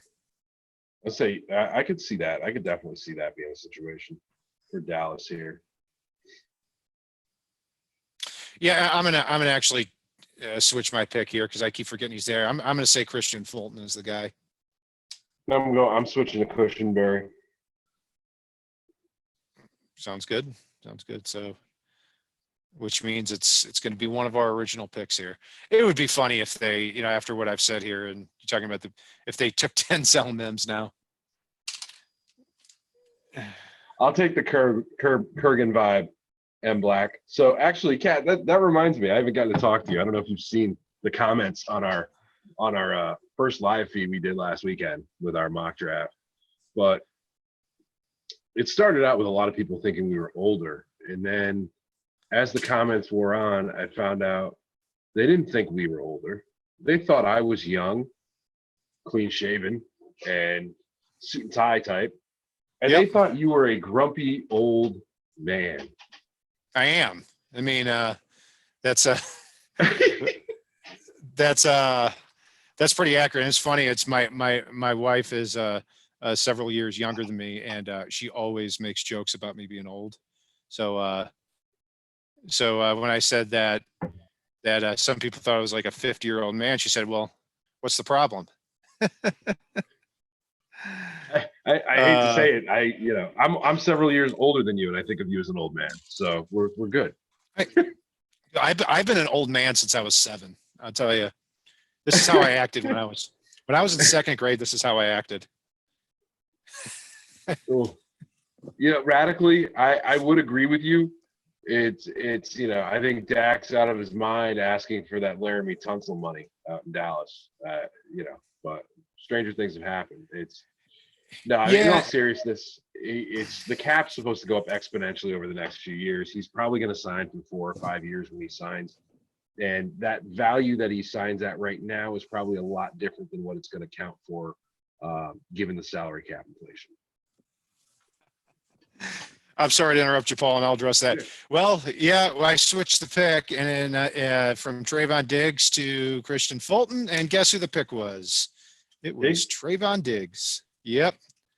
Again, good news for the Dolphins as things keep falling down here. So,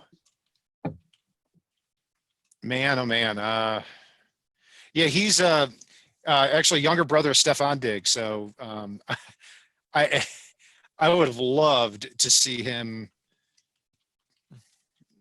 go to Minnesota. Obviously, that was never going to happen. But circling back on the Dak Prescott thing, I agree with you about it's just the reality of the quarterback position, though, where when you're up for a contract and you're even a top 15 quarterback, you're going to ask for that money. And, Dak Prescott's 26 and is coming off his best season. And statistically, he's fantastic. But he's also a guy, too, that you may be boxing yourself in a little bit. I mean, maybe he's not somebody that can just by, the power of his arm, take you to a 13-3 record. So, yeah, I can certainly see both sides of that.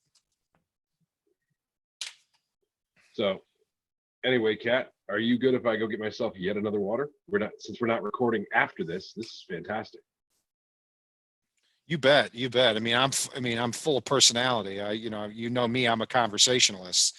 So I figured as much. I'll be fine, buddy. Go I figured ahead. I'd leave that grumpy old man with the room.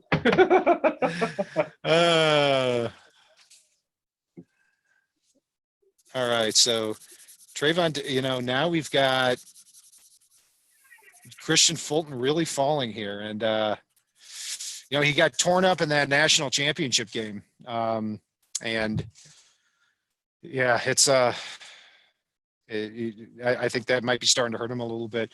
And yeah, Joseph Hurley, you said, I agree with you. I think J.K. Dobbins could be the picker. They drafted Darrell Henderson last year, but he didn't really contribute much. And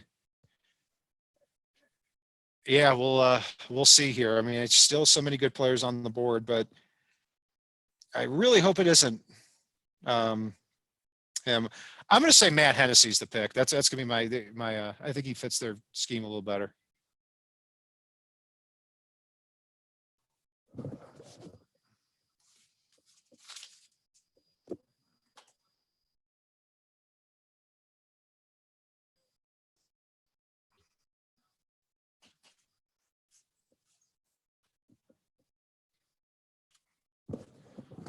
Ooh, so J.K. Dobbins is not the pick.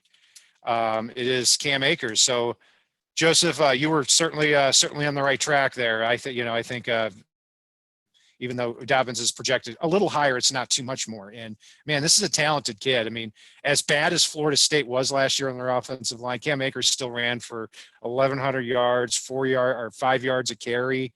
He's only 20 years old too, and if you got to wonder in that situation, if he went to Alabama or somewhere like that, are we talking about a top 10, top 15 pick because of his talent level? So he's somebody who really could make a big impact.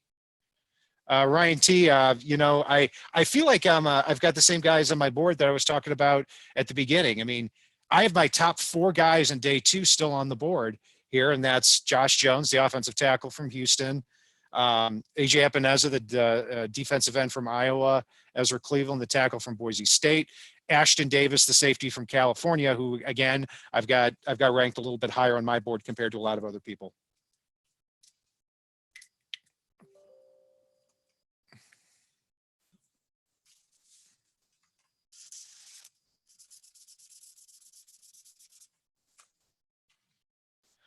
And now, so we got the Philadelphia Eagles on the clock here. They went with Jalen Reagor in the first round. And I think at one point I had them mock Denzel Mims, the wide receiver. Will be interesting to see if they double down like the Broncos did to get this guy here. But you're looking at their other needs. Linebacker's a big one for them. I'm not positive if somebody is a good fit here. Zach Bond could be that guy. He's fallen a little bit, but maybe Akeem Davis Gaither. Akeem Davis Gaither is going to be my prediction here.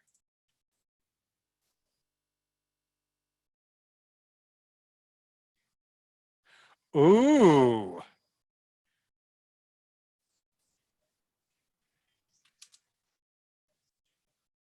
Very interesting there. Jalen Hurts is the pick. And yes, Shifty, I think we should look at Epineza.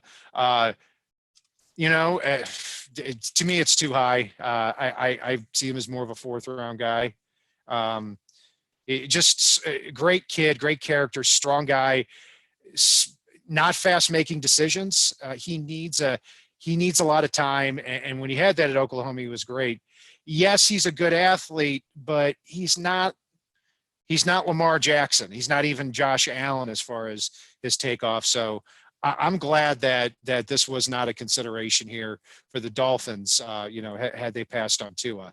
So, but man, oh man, now you've got some competition. Well, not competition this year for Carson Wentz, but for the future, if we're sitting here next year and Carson Wentz doesn't get the Eagles back to the playoffs, or gets hurt again, maybe we start talking about him. Yeah, and looking here in the chat too, M. Black also said that Dobbins is not going to go in the next few picks here. So, yeah, before the Dolphins at 56, you've got Buffalo, and you've got the Ravens, and then you've got the Dolphins. Outside chance they'd take a running back, but it's not one of their bigger needs. Paul, you missed actually 2 really interesting picks here. Cam Akers and Jalen Hurts, huh? Yeah, Jalen Hurts to the Eagles. So now that gets a little interesting. I like it. I don't. I think no, I'm not a Jalen Hurts guy. I'm not a Jake Fromm guy. That was the big thing. Other than Tua and Jordan Love, I think I liked every quarterback, and Burrow, obviously. I think I liked every quarterback in this draft less than other people did. So, other than Burrow, I liked every quarterback less than other people did. So we're good there. That's, yes, no doubt about that. So here are the Bills. Man, defensive end, they lost Shaq Lawson to the Dolphins. I don't think Epinez is what they're looking for. I hope it's not either. I don't see him going to edge here. I'm going to go with Cameron Dantzler. Actually, I think he fits their scheme well. Dantzler doesn't have great speed, but he doesn't have to, and they could get somebody here opposite Tre'Davious White.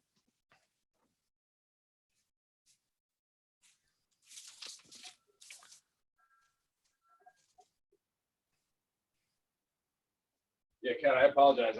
I was fixing my cable here. I wouldn't be surprised at all to see J.K. Dobbins go to the Bills. Yeah, it would be a 1-2 punch with Devin Singletary there, and it's a possibility. I don't think they go running back. I've got him going Cameron Dantzler here, but man, just please don't take Epinesa or one of these top guys I've got right before us. The Bills seem to do that quite frequently here in the draft. So, yeah, Epinesa. The interesting thing, I could see Zach Bond going to Baltimore with the next pick. Yeah, I think I think they'd play him at inside linebacker there next to Patrick Queen too. That's and the Ravens are a team that blitz more than any other team in the league. And Zach Bond is one of those real opportunistic type of pass rushers. So yeah, that would certainly make some sense. Interesting moments right now. And I'm making my way here through my checklist here, and that's what I like to do. I get everything on 2 sheets of paper. I've got my Dolphins board, my position by position with 365 players on, as well as my consensus board that goes all the way through 6-round picks. So it'd probably make more sense if you actually saw it. But anyway, what else are we going to talk about here now? I'm curious here.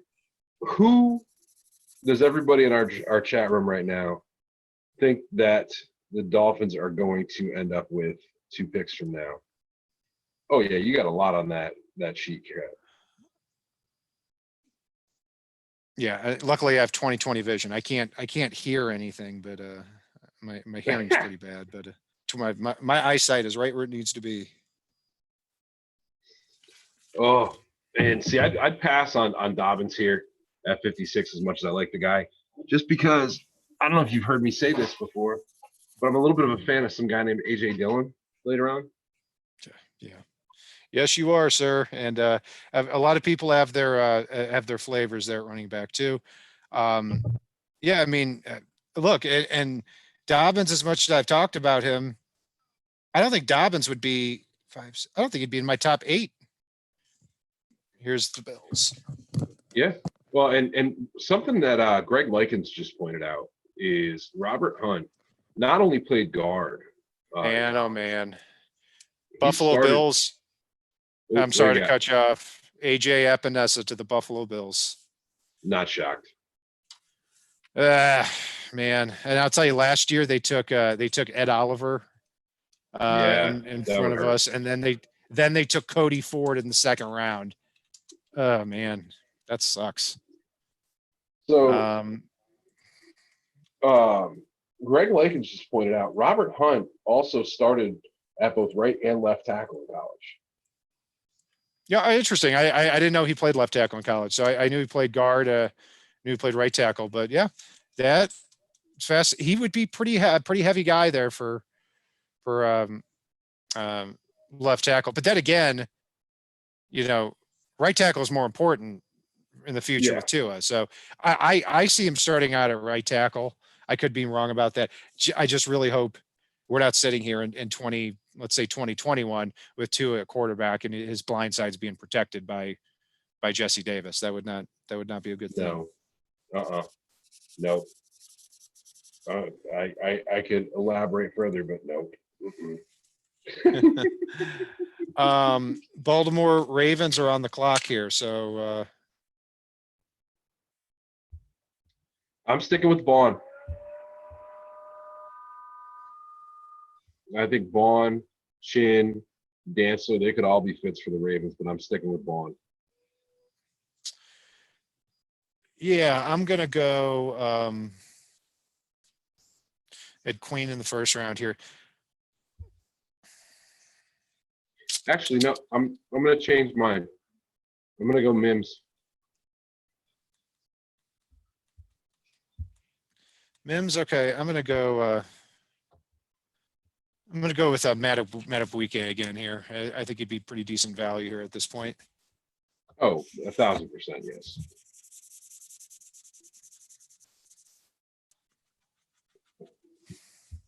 And guys So here again- too. And guys Nope, here go too. ahead. Actually, I've got there is something I have to tend to here after this Dolphins pick. So I'll give my analysis, and I'll hope to jump on a little bit later. But if not, this has been a good time here. I hope this is something we can do year after year. If you can hear my if you care to hear my voice here for as long as you have, and I do appreciate it. Yeah, and a quick reminder for everybody as well. Make sure you follow us on here. Click like, click subscribe, leave lots of comments, all that good stuff. On top of that, you can follow us on Facebook, on the FinSide, on Twitter, on the FinSide. You can follow Cat at Brian Cat NFL. I'm at Fanatic_pick. Make sure you check out our merch store. Portion of anything we make there is going to go to charity on the FinSide.threadless.com. And you can follow us on Spotify, iTunes, Spreaker, iHeartRadio, all kinds of different places. You name it, we're out there. And seriously, thank you guys very much for listening, for the feedback we've gotten, etc. So thank you guys for tuning in and all of that. And stay safe out there with everything going on. Absolutely, and we hope this draft, for the people that have listened to our positional breakdowns, it's been our honor to do it and to create a little bit of a distraction here, and it's been a good distraction for us too. We're hunkered down too, and looking forward back to to the days when things get a little bit more back to normal. Agreed. All right, man. So Paul, who are the Dolphins going with here? But did the Ravens pick come in yet? No, actually it didn't. Now, so I'll because anyone you predict for the Ravens or for the Dolphins is going to go to the Ravens. So yeah, and I'm a little bit fearful that a guy I'm thinking in my head here goes next. And you don't want to say. I don't want to say it and jinx it. Gotcha. I'd be happy with a lot of guys here. I'll tell you what, man. No, I'm with you. There's so many left. I wouldn't be shocked if they trade down either. And on the consensus big board here, the top 5 guys, again, combination of all 18 big boards. The top 5 guys are Zach Bond, number 1, Denzel Mims, number 2, Josh Jones, number 3, Christian Fulton, number 4, J.K. Dobbins, number 5. And then after that, you get down to Jeremy Chin, the safety from SIU, Justin Madubuike, defensive tackle from A&M, Neville Gallimore from Oklahoma, Ashton Davis from California, and Ezra Cleveland from Boise State. So those are the top 10 consensus guys out there right now. So, yeah, Ravens, you know, I wonder too if they, you know, we had him taking Jalen Reagor, or you had him taking Jalen Reagor in a couple mock drafts. He went 21st to the Eagles. I wonder if, and you haven't taken Denzel Mims here. I mean, if they add another playmaker, it's like, man, oh man, how the heck are we going to stop this offense? As we saw week 1 last year. So I'm with you. And let's see. So Sharif, are you suggesting a trade down to put a couple of picks in that no man's land between 70 and 134? I'm curious. Let us know. And yeah, M Black, there are a ton of talented players left on the list here. And you don't even have to tell Paul the compensation. It's already a yes for him for a trade down. Yep.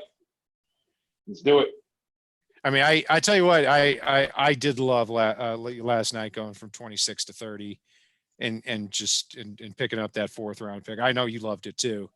It was beautiful. Because I mean, look at 26, if they're going to take Igbenogany at 30, they're going to probably take him 26 too. So I love those type of trade downs where you can get some of those. And, you know, there's a lot of value there too. 4th and 5th round, these big school interior linemen. It's not a very thick guard class, but you get down there. I mean, you start talking about players like Damian Lewis, Jonah Jackson, if they fall to the 4th or 5th round. May not happen, but we'll see. Pick is in.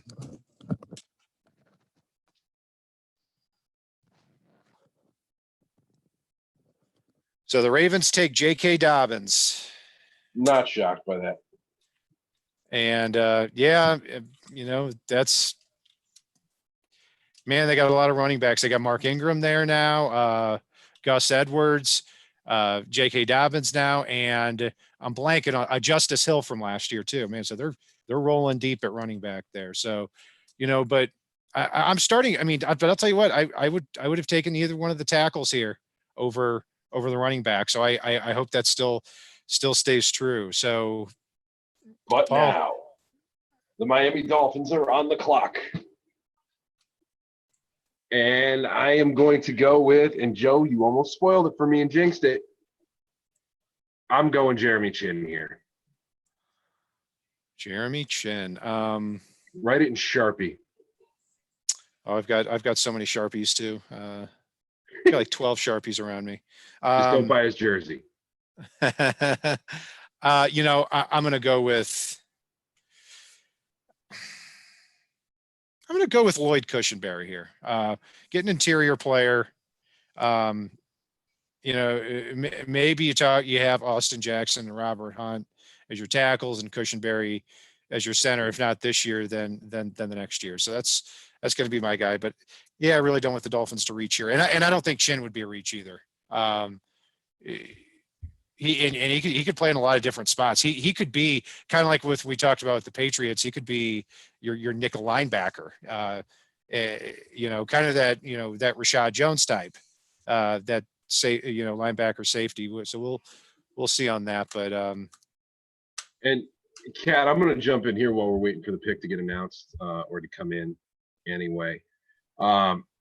So I totally get where you're coming from Billy Bruin. I know it can feel like the Dolphins completely blew it because these top running backs on the media draft boards are not available at the moment. But I've got news for you. Zach Moss is still out there. A.J. Dillon's still out there. Keyshawn Vaughn is still out there. Anthony McFarland is still out there. These are all guys, LaMichael Perrine, who I'm a little more into than Cat is, which is fine. We all have our different players that we believe in or don't. DJ Dallas from the U, Josh Kelly, Benjamin. These are all guys that can come in, play a role in this Chan Gailey offense and be effective. AJ Dillon, go watch tape on AJ Dillon. Forget what the media's told you so far, and just go watch some of the tape. And you're not going to feel like, oh my God, we completely missed on having a running back next year. We're going to have our running back run for 1 yard per carry yet again. That's not the case here. Not at all. And I like the Cushenberry idea that folks have out there. I really do. I've been a big fan of Cushenberry throughout the whole process. But I think here, the way I think Jeremy Chin fits, I'm kind of excited at the possibility.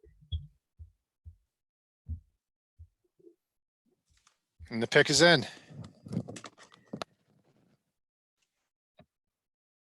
Cat, tell us when you see it, man.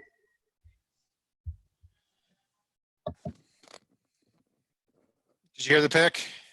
I did not. What do you got? Raekwon Davis. Not shocked. Yeah, it's someone we've talked about. I don't hate it. I mean, I think he's going to play a lot of snaps, and he's going to be that stay-at-home defensive tackle there as well. He just never improved throughout the years. So this is kind of about where he was supposed to go. I wouldn't have been my choice. I've got a lot of guys ahead of him, but yeah, not thrilled. No, but there was a lot linking them to him leading up, so I'm not fully surprised. Yeah, I'm not either.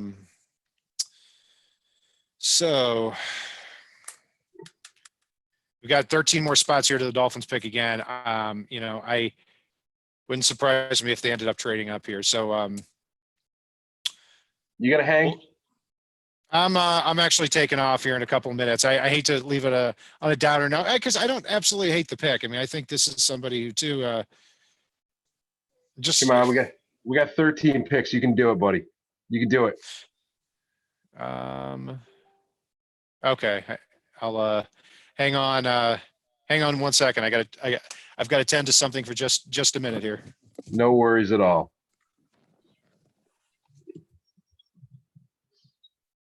Yeah, radically, they might have him beef up a little bit. It could be very interesting with him there. They do need someone to plug the run, but again, there are a lot of needs. So Jeffrey, if that's the case, a lot of folks are missing out on those playmakers. I totally get what you're saying, but don't forget, this is a year where the media is very separated from what the NFL scouts are doing. Given the fact that they're not all, chumming it up on the sidelines, watching these players work out day in and day out at pro days, it's a scenario where the media is a little bit more out of the know than they normally would be. So what the media is putting out there and what these scouts are putting out there are very obviously different. Mario, it was an okay pick. It's probably my least favorite of the picks so far, but it still makes sense. Tommy, we're in Germany, buddy.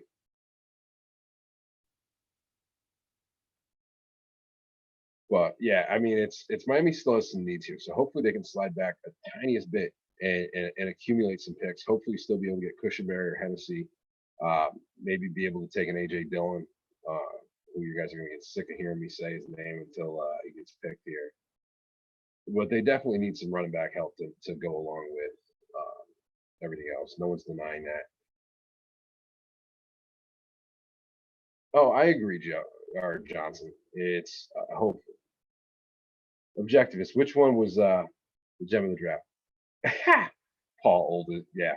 I'm not that old, man. Come on now. A lot older than you thought, though, huh? I agree, Tommy. I think we got Cat to stay. He's just got to take care of something real quick, and then he'll be right back. He is. And that's one thing that the Dolphins brass seems to be embracing in this draft is folks with a high ceiling. So Cat and I are both going to stay through the next pick, and then I'll probably drop off. But if we do see the Dolphins jump back on the board, I may jump back in here as well to jump back in with everything. And I think I heard Cass sneak back in the room. But he Yeah, may I not did. have his I'm headset. I'm going to be here till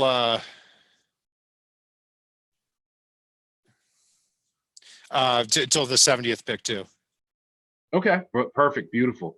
So I just told them I'm probably going to drop off after that. I'll probably jump back on if the Dolphins happen to trade back into the third round, but otherwise we'll probably wrap our coverage for tonight after the 70th pick. Absolutely. Again, I mean, I'm still baffled to see so many of these guys on the board. I mean, and you got to start wondering here once you get into the third round why a lot of them are dropping. Zach Bond is some. In fact, that's who I'm picking predicting here.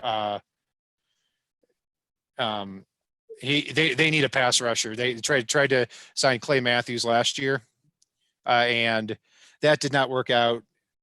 Yeah, I feel real good about possibly Zach Bond here. Yeah, I'm sitting right there with you on that. Although I wouldn't be shocked to see a running back come off the board here either.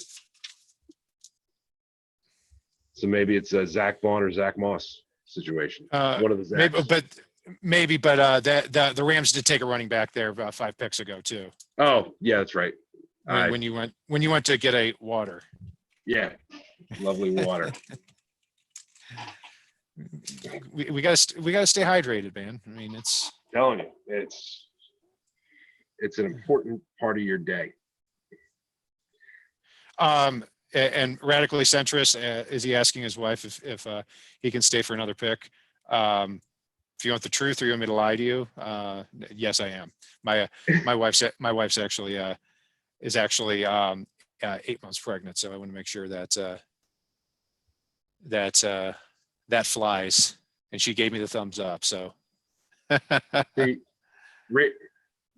Kat, you've got to learn. Rachel will do anything for me. It's perfect. So yeah. No, and she immediately says, I had told her I was only staying until pick 39. That's that was the big thing. So she was just wondering what was going on there. So and you told her I asked you to, and she's like, oh well, in that case you can stay.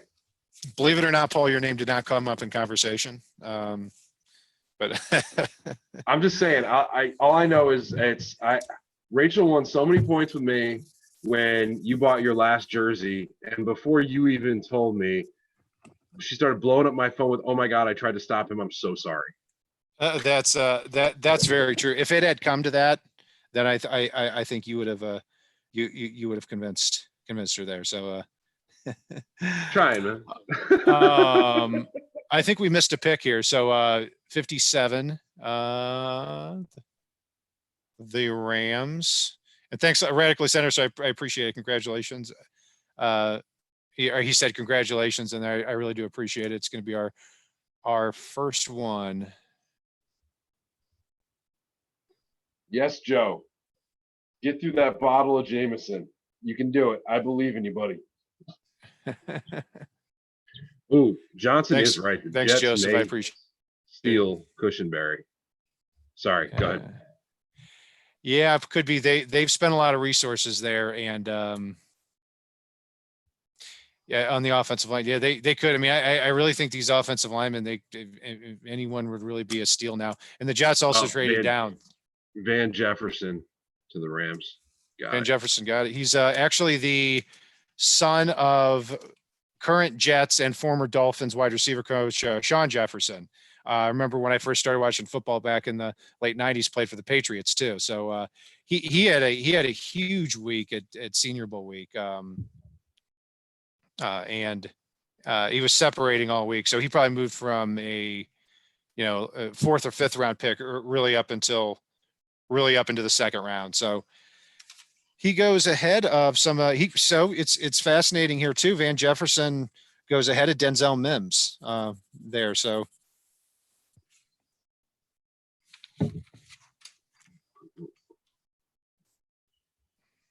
yeah, Mario Swift did go off the board already several picks ago. Unfortunately or fortunately, depending upon your position there. And Michael Polasek, I do agree. You can, if you build an offensive line, you can manufacture a running game. I do like Gaskins. I don't think he's all world. I think there are some better players than him in this draft, as much as I do like the guy. Oh boy. Yeah. You Darn, know what Ezra I'm Cleveland. about, right? Yeah, Yep. Ezra Cleveland goes off the board. What a shame. I mean, but you know, it's also too sometimes where, hey, look, I thought the guy was a first round pick. He falls, and sometimes in those situations, you got to think maybe maybe some of these other teams know a little bit something else. So he falls here almost to the third round. All right. I think, Kat, what do you think the Jets do here? Cushenberry makes a lot of sense, but so does Zach Bond. Man, they also need I'm gonna pass go rush help too. Yeah, Zach Bond would make some sense. And now if it Denzel Mims would too. I mean, they do need another wide receiver. All that being said, I think I'm going to go Bond here. Yeah, I could see that. And if they don't, I'm like, the Jets are a team that just they never ever draft a pass rusher or try to actually, excuse me, they drafted Ja'Kai Polite last year in the third round. Actually, I'm going to change mine up here. I forgot this guy was still available. I'm going to go Christian Fulton to the Jets. Ooh, yeah, that's a possibility. They cut Jermaine Johnson, and they are very thin at cornerback. So I could certainly see that happening. I hope that's not the pick here, because I look forward to Devontae Parker and Preston Williams, if he's healthy, to going up against those Jets cornerbacks.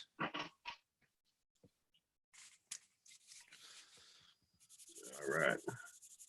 So they got about a minute and a half here to get the pick in. I wonder what they're doing with that. They could also be they could be a fit for a lot of things. They got a lot of needs here. Yeah, I've got in the first round they take Mekhi Becton, and Paul, that had to break your heart a little bit. I mean, he was third on your Dolphins board at the tackle spot. So yeah, that was it was heartbreaking enough not getting Mekhi Becton, let alone seeing him go to the Jets. But again, it's you can't take everybody. It's not Madden. And yeah, Billy, our running back group is not that good right now. Myles Gaskin showed some promise last year. A couple of guys showed some promise, but in actuality, we need to grab one, maybe two more in this draft. One of the reasons why I've been pimping AJ Dillon since I got on the air tonight. yeah, and I always thought the opposite. I thought you have to get one of those top. I said 6 running backs because I really like Zach Moss, but after that, that's where I'm kind of ho-hum on the rest of the class. But I also too at the running back spot, like we talked about yesterday, I'm usually the one that says that I don't want the running back on there. So it's we'll see. They do have Jimmy Jordan. Look, if they go into the season with Jordan Howard and Patrick Laird and Myles Gaskin, I don't think that's great by any means, but the blocking, I think, is going to be the main determinant of that. Let's see. I think it's got to be pick is in, so they will be making this pick. Yeah, and a lot of the biggest needs I had for the Jets here heading into this weekend, top 4 were outside linebacker, cornerback, tackle, and wide receiver. And they take Becton in the first round, and now the top 3 players on the board really are, I mean, consensusly at least, you got Zach Bond, Denzel Mims, and Christian Fulton. So let's see if the Jets can mess this up. I'm going to go grab another water while we wait for the Jets pick.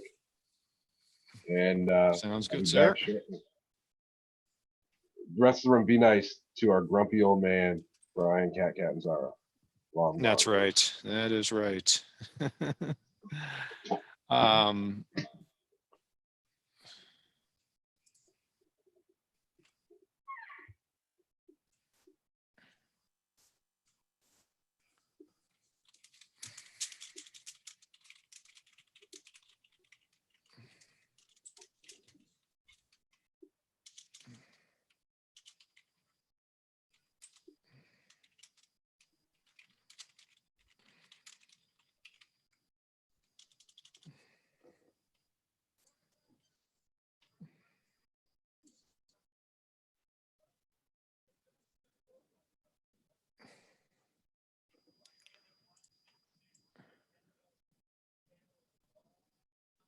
Yeah, Paul does need a cooler here. And someone said, Dwayne said, Laird's yards per rush was worse than Ballage. Ah, come on now. That's pretty harsh. But it's not, I guess you're right. It's not far off. Yeah, but I am a little disappointed though that, it's and you got to wonder too if, with the Dolphins that have been able to take a running back there at 39 and Robert Hunt possibly still be there at 56. Hey, Jay Johnson. Um, yeah, so it's so we'll see here.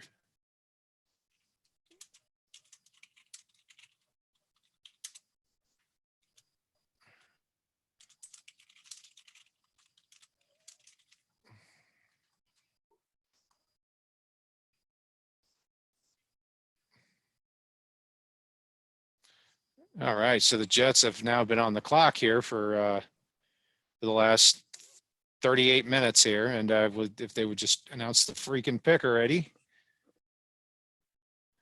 All right, and we've got, after the Jets, we've got 5 more picks here in the second round, and then we get in the third round. So we're taking a look here at we got about 10 more picks here before the Dolphins get on the clock again. They might trade down. So maybe they'll trade up. We'll see. So the Jets are up here, and we'll see who it is.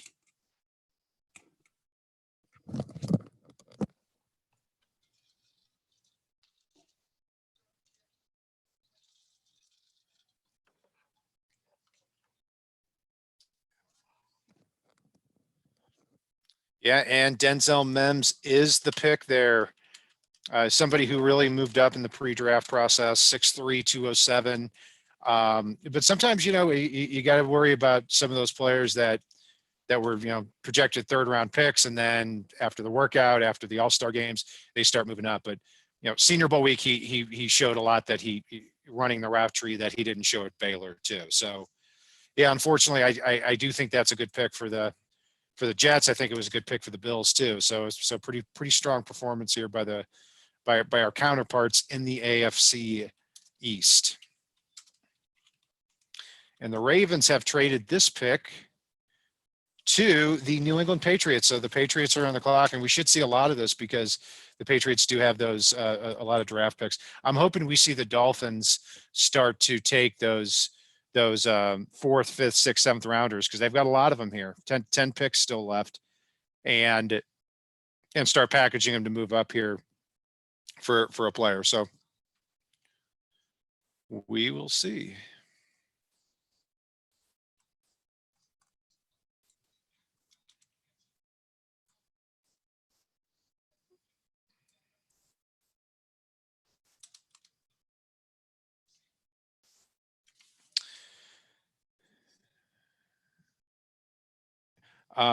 Jay Johnson said the Patriots will take Harrison Bryant. That wouldn't surprise me. They've been really lost there, Brady or not, without the tight end spot. That's continues to be a huge need. And even though this isn't a really strong tight end class, that pick could certainly make a lot of sense. Josh Uche is somebody that I very intelligent player, plays bigger than his size.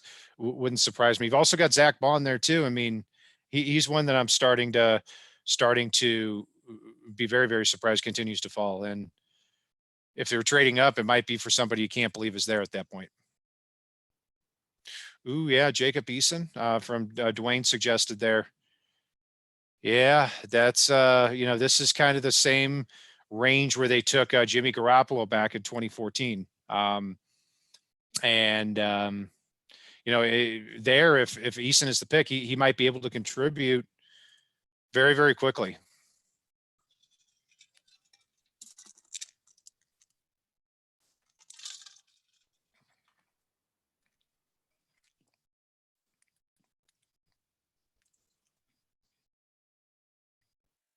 And here is the pick.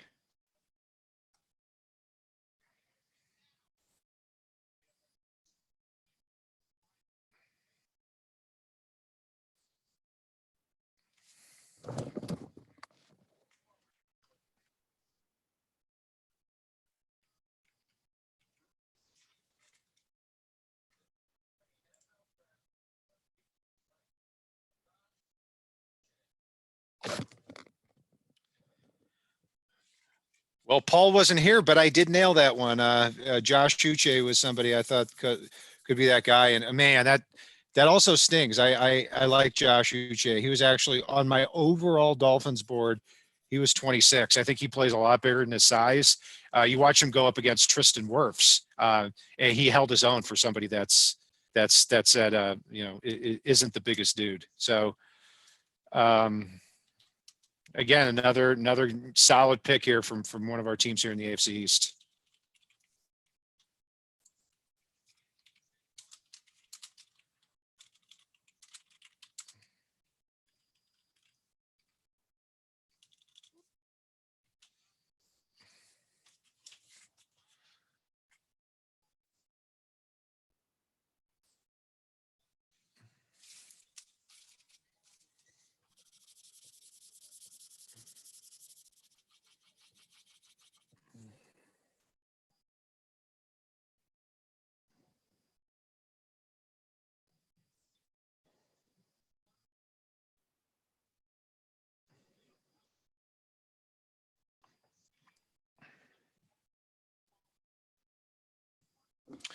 All right, so now we've got the Tennessee Titans on the clock, and here the first round they took Isaiah Wilson, the tackle out of Georgia, and not a whole heck of a lot of needs.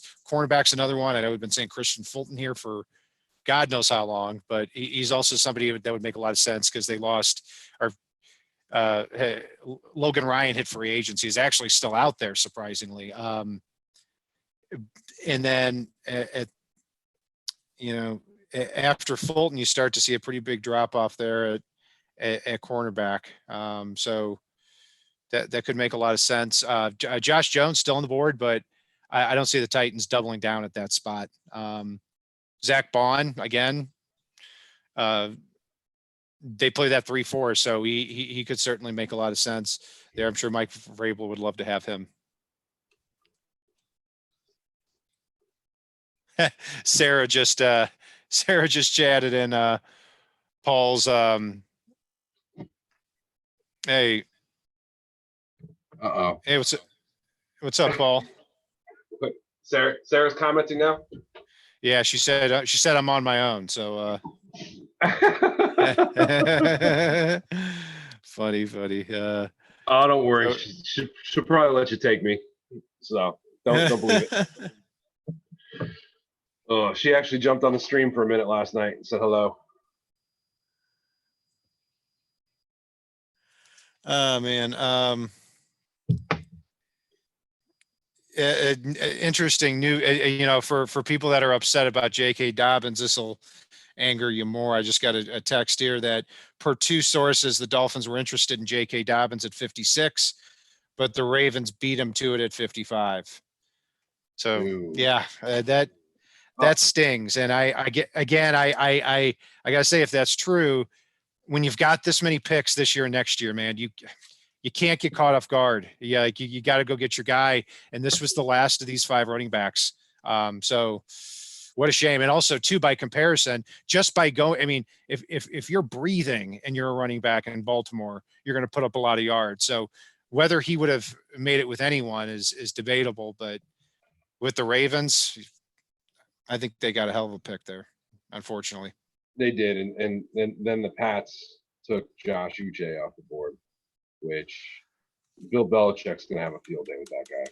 Yeah. In fact, you missed it here too. I predicted Josh Uche. You're gonna have to take my word for it or rewind it, but so Dwayne, and Dwayne. Oh, go ahead. I was gonna say Dwayne asked about Prince Tiga Winogo. He's an interesting guy out of Auburn. I felt like he and Austin Jackson were two players that were technically kind of a mess. And that's why I didn't like the Jackson pick, but he does have talent, and Winogo has talent too. He came over here to the United States and started playing basketball. He hasn't played football for a while, and you can tell, but he was reasonably productive playing for Auburn. He does have the physical size. So, but Winogo and Austin Jackson, ooh, man, they having guys that need that much development at the tackle spot, that would worry me a little bit. Yeah, I think I'd rather go Jack Driscoll out of Auburn if I was going to do that. I think he's a little steadier, more surefire guy and that can play multiple positions for you. Yeah, I'm with you. I mean, I think Winogo's got the higher upside, but Driscoll is somebody who's a lot more steady, like you said. I think that's, you couldn't have said it better. Dennis Akers asked how I felt about the Tua pick, which I'm sure Paul would love to talk about, and we're going to do a show about that too. Yeah, he was my guy at 3. I just think with 14 picks and an extra first and second next year, I think he's worth the risk. And in a couple of years as well, I think you're going to know about Tua. I think you're going to know about Jordan Love too. I didn't think you'd know about Justin Herbert. I think you get 6 years down the road, 7 years like Tannehill, and it's still not the guy's fault. So, yeah, I was very happy given the circumstances, but I do understand the injury concerns. You bet. Yeah, and I'll piggyback on that. One of the things I said all along, it was never about ability for me with Tua. It was never about ability. My biggest concern with Tua is, can he keep out of the hospital? And that's, hopefully he can. If he can keep out of the hospital, he's awesome. And yet, Joe, you are correct. You found the one guy that would not put up yards in Baltimore. That is correct. Christian Fulton just goes off the board to the Tennessee Titans. That is a great value here late in the second round. And again, the cornerback's still a big need for them. And after losing Logan Ryan, unless they decide to re-sign him because he's still out there. But yeah, I mean, you're talking about somebody who could step in and be your second or third cornerback pretty quickly. Agreed. And interestingly enough, let's see who we've got on the board. Green Bay is on the board right now. Best available. Let's see who we've got left. I can't believe Bond is still there. Yeah, and Bond was when I did the consensus draft board. I keep talking about this, but he was the one player that like everybody agreed on. I think out of all 18 guys that but everybody had Bond between 25 and 45 in that range. So everybody liked him. And I know draft nicks and front office guys are different, but I'm still surprised to see him here. So we got 3 picks here left in the third round and the second round, and then we get down into the third round, and that's when they start flying even faster here. So we will see. And gosh, you know what? But you've got, I mean, hey, Paul, just let's see, 4, 5, 6, 7, 8. 8 picks left until the Dolphins do, man. You've still got 8 deep. You've got Zach Bond, you've got Jeremy Chin, Josh Jones, Ashton Davis, Lloyd Cushenberry, Matt Hennessy. I mean, you've got seven players right there. I think any of them would be good fits. Zach Moss is somebody that interests me as well. He reminds me. You watch him and tell me you don't see Kareem Hunt as just the player Kareem Hunt I'm talking about. But he's had some injury problems too. And technique. Yeah. No, go ahead. I'm sorry. No, I know I said this to you earlier today. I may be in the minority here. I'm not sure, but watching footage on AJ Dillon today was the worst decision I could make. If he is on the board, I'd be willing to go after him in the third.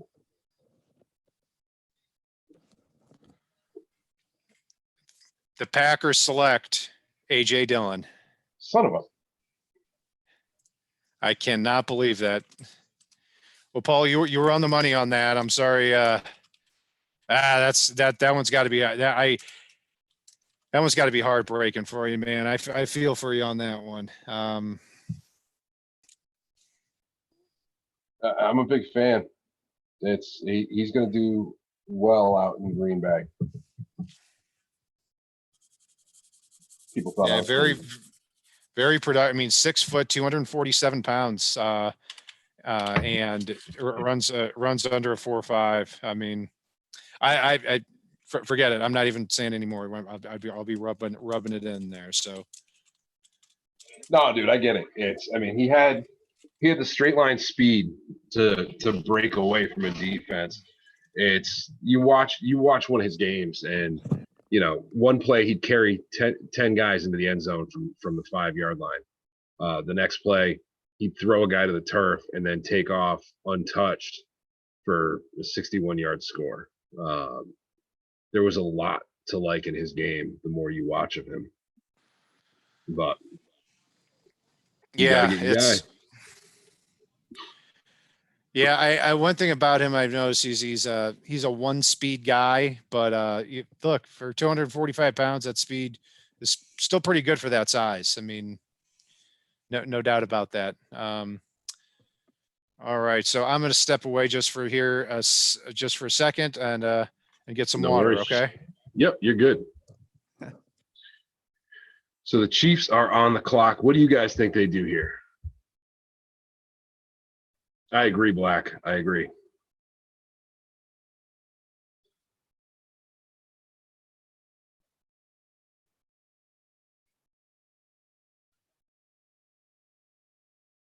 This is true, Danimus. This is very true. It's, I always make the argument that if you look at Dallas in the early 90s, I could have run for 3 yards per carry, and I'm definitely not a running back behind the ridiculous offensive line they had there. Oh God, it was a beautiful play, wasn't it, Paul? That was against UConn too. I'd be 100% in on Cushenberry. He's a guy I've been talking up throughout this whole draft process. So I'd be good with Cushenberry here, but again, the running back position is drying up hard. Those of you that were here at the beginning of the second round know that I had talked about the fact that once DeAndre Swift came off the board, it felt like there was going to be a run on the running back position, and there truly was. These guys came off the board hot and heavy and in a hurry here. Uh-oh. Don't tell me Kansas City could go. They could go with the secondary here. Looking at it, hopefully it's not Chin. They need another corner as well to start. I really hope they don't take Amik Robertson, one of my man crushes. I'm going to say Bryce Hall or Cam Dancer. No, Bryce Hall. Yeah, I'm going to say Bryce Hall for the Chiefs.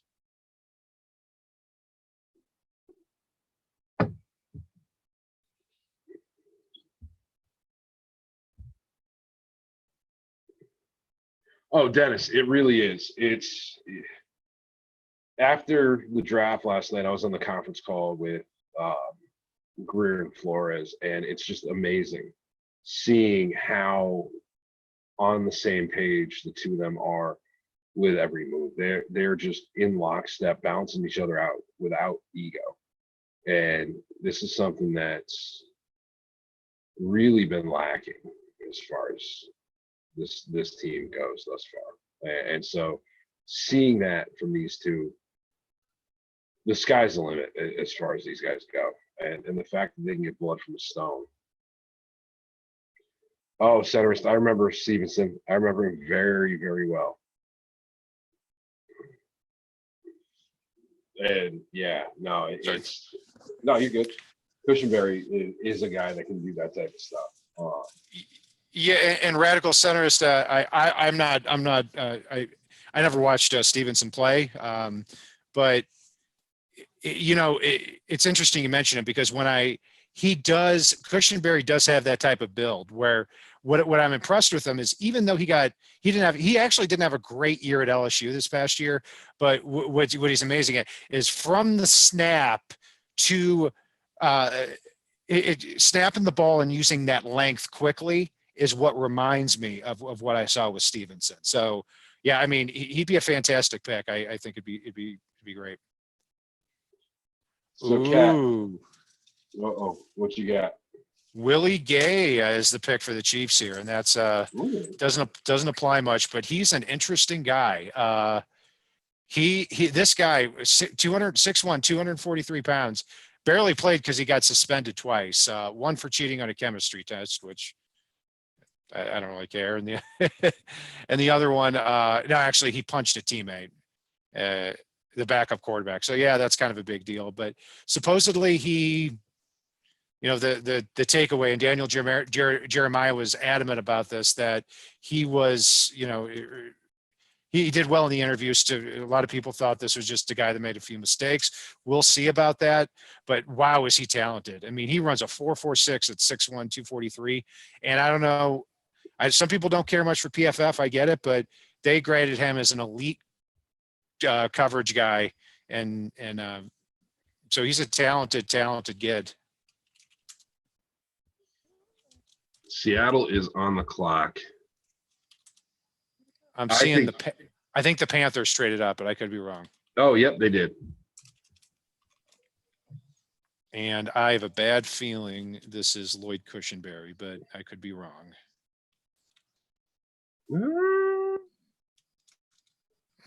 I'm going to go with Zach Bond for the Panthers. Ooh, you know what? I'll tell you what, if they come away with, because they had to completely redo that defense after losing Luke Kuechly and a variety of other players that are escaping me. Dontari Poe, Gerald McCoy left. They were kind of on one-year contracts. But if you can come away with Derek Brown, Yetur Gross-Matos, and Zach Bond in the first 64 picks, man, you might have 3 immediate starters there. If it's not Bond, I think this might be Chin. But I'm gonna go with Bond. Yeah, and Chin, I tell you, if Chin's there at 70, he might be my odds-on favorite for that pick, because you look at what we talked about with the Dolphins about how they've been very confident they can coach some of these athletes up. And Chin's that same way. I mean, he's obviously a little raw coming from SIU, but man, they'd have fun with him in that secondary. I agree, and Matt Rule could really have a captain of his defense early on in the game. From that back deep center level. You bet. Yeah, because he played free safety, he played strong safety. I mean, look, he played at SIU. I mean, I'm in St. Louis. SIU, I think, is half an hour from my house. Yeah, it's kind of one of those schools where, you're lucky if you have a scoreboard there, but you can still see on the film there that you can still see how quickly this guy gets from point A to point B. And for 6'3", 221, there's no clunkiness with Jeremy Chin in his movement. And that's what you can really work with. All right. Let's see what we got here.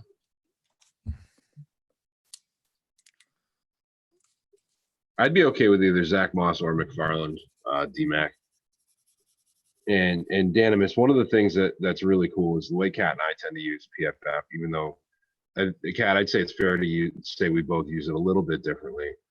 We use it as a tool, not as a God book. That is very well said. I'll tell you that I think their podcasts are second to none. I mean, obviously ours is better, but besides ours, it's second to one. Second to one, correct. There's some things I agree with them and some things I don't agree with them at all. For the back 7, linebackers grades and cornerback and safety grades, I don't even pay attention, because, I'll give you an example. Xavier Howard back last year in the Falcons game, they credited him with giving up a 60-yard touchdown. That was on Nate Allen. Nate Allen said it. Xavier Howard said it. And so because of that, Xavier Howard had a terrible grade for that game when they were wrong about it, and they didn't change it. The reality is Howard held Julio Jones to 5 catches for 40 yards, which is an amazing game. But what I do like about them, though, is they have the advanced metrics, broken tackles, pressures from defensive ends, how many pressures or sacks a tackle let up. I think that's valuable information, valuable metrics. That's the stuff that I like from PFF. So we only do it if it's just really, really overwhelming. Like, for example, when Jamarcus Webb ranks 103 out of 103 a tackle. It's pretty safe to say at that point that he's not a very good player. But we try to use it responsibly. We get irritated too when yeah. What may not be spot on?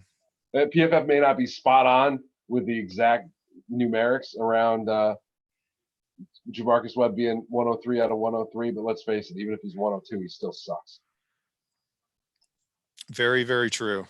So yeah, it's we're getting down here to the last pick. We've and this is the part too where like it can be anybody. I'm just wondering who they're trading up for. Yeah, I'll go with Zach Bond. I think that's a good pick, and they've gone for a lot of value here.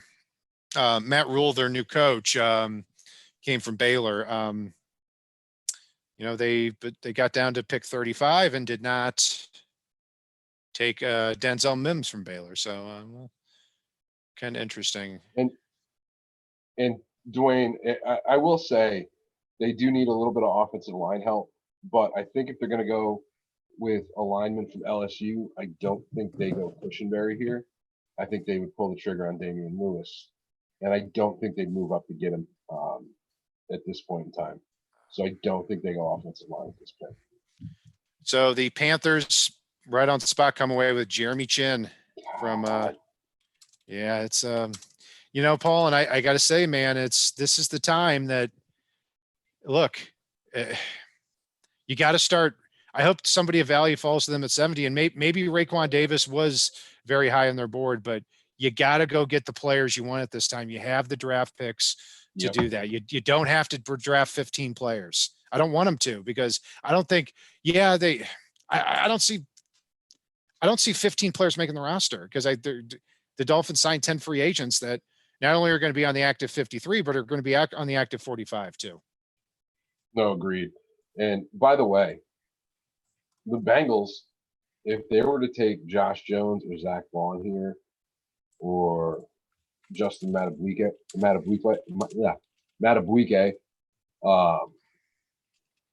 they've pretty well knocked this out of the park so far for them. With Joe Burrow, T. Higgins, and one of these guys is still sitting here available at the top of the third round. Yeah, I'm with you on that. And we keep saying it over and over again, but I think, I predicted them to draft Josh Jones at 33, and here he is at 65 still. So we'll see. Obviously, people saw a little more of what you saw there, Paul. I mean, technically, Josh Jones was great in pass protection, but he did it in Houston too, not against the highest level of competition. And let's be honest. Technically, he's not the greatest at that. No, agreed. It's God. I almost wonder if they pass on him again here if he's still on the board. And they did. They came away with Logan Wilson, the linebacker from Wyoming, who's really been Rob Proffitt's who's contributed to the show here he is a really big fan of Logan Wilson. And I saw him a lot too. And one of the comparisons I heard is a poor man's Leighton Vander Esch, and that makes a lot of sense. So solid pick there. It wasn't big on my Dolphins radar because you just have to be so special to be that inside linebacker the Dolphins would target at this point in the draft because of Raekwon McMillan and Jerome Baker. No, I agree. And this is where it gets interesting. What do the Redskins do here? This might be where we see Josh Jones come off the board. Yeah, and then then they start talking about then they start maybe getting on the horn. Now they drafted they did draft a left tackle last year in the third round, named John Christian, but he was not ready to play. So I think they'd pass on him here again simply because they've already got a developmental left tackle in place. But that again, you could double down at that position, and then you can really feel comfortable getting Trent Williams out of town. Yeah, I think they have to at this point, because I think we may see him move here sooner than later, given the fact that he has no desire whatsoever to be there as part of it. Absolutely. Redskins up, making the pick.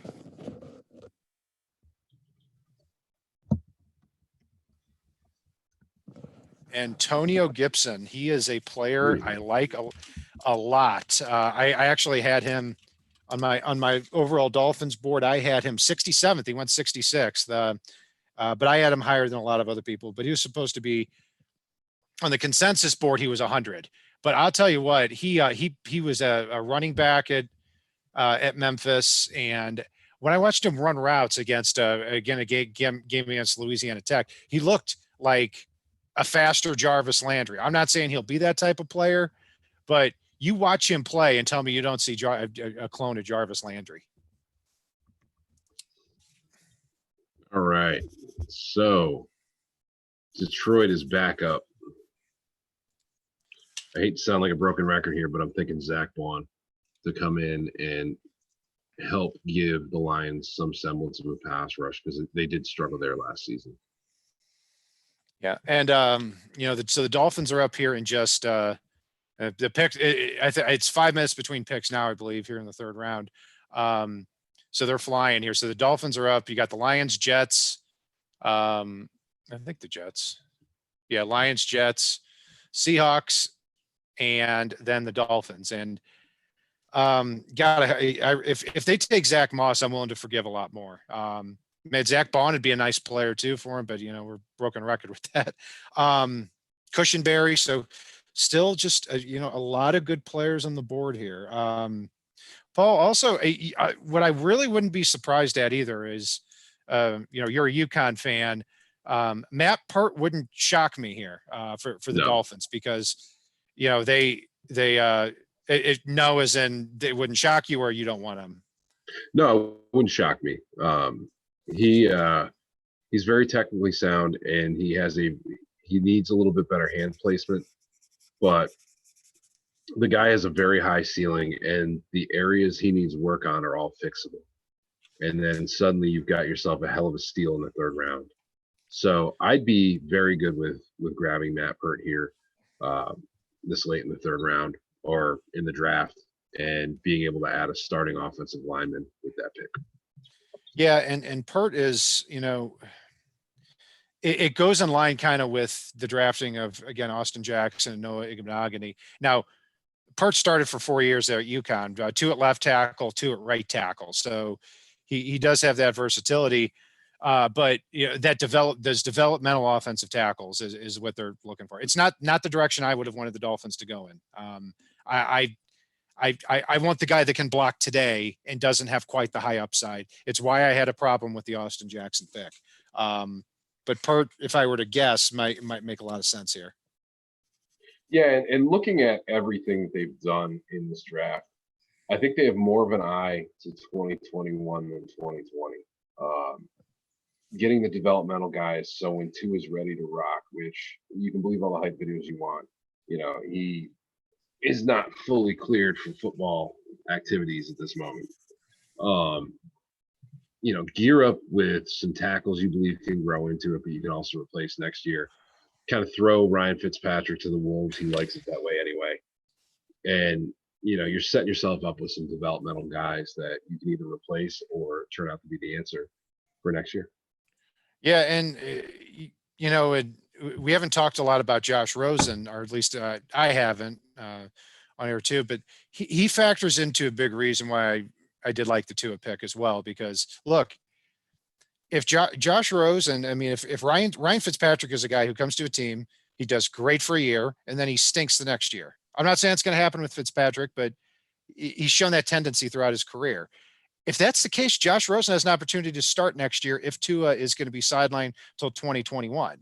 Now, from that point, you could say, wow, this guy's seasoned for 3 years in the NFL. He's 24 years old. He's got the physical ability. You could turn around and trade him for a draft pick that if he gets on the field, but he has to show that value first. Yeah, and Johnson, I have to say here, I don't think Greer makes a move for Leonard Fournette. That's just not a Greer type of maneuver typically. Totally get where you're coming from. I just don't see it happening. And no, I don't want him. Yeah, I don't either. I've never liked him as a prospect. That year he went 4th overall. Everyone had him as a top 10 player. I think I looked at an old draft board. I think I had him in the 20s, just because I didn't think he played to what he measured, and I thought he was more of a clunker. He put up good numbers as a rookie. He put up good numbers last year, but they were very, very inconsistent. One game I remember he had 11 carries for 1 yard and then busted an 80-yarder. So, yeah. And then Dwayne, I do think Damian Lewis could be available in the 4th round. I think he's a higher level talent than that draft position. I think Damian Lewis is a day one starter, so he could be there in the 4th. Yeah, and to piggyback on that, it wouldn't surprise me if they drafted Lewis in the 4th, and you got Lewis and Hunt starting at right guard and right tackle, and Jesse Davis is then your swing man at all those line spots. So Wow.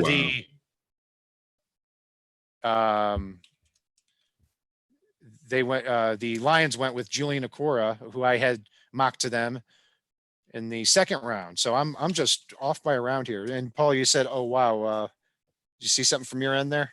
No, it was the Aquara thing. 1,000%. I like that pick. It makes way more sense than I would have expected. Yeah, and PFF is really high on him too. Going back to PFF, they actually thought he was a top 25 player in this draft. I don't know if I agree with that, but they actually liked him more than Caleb Jason, which I also don't necessarily agree with. But they did give him a very high pass rushing grade, and yeah, at this point in the draft, I think it's tremendous value. And looking at their first 3 picks, I mean, Okudah, DeAndre Swift, Julian Okora, I think those are three very, very, very much day one contributors.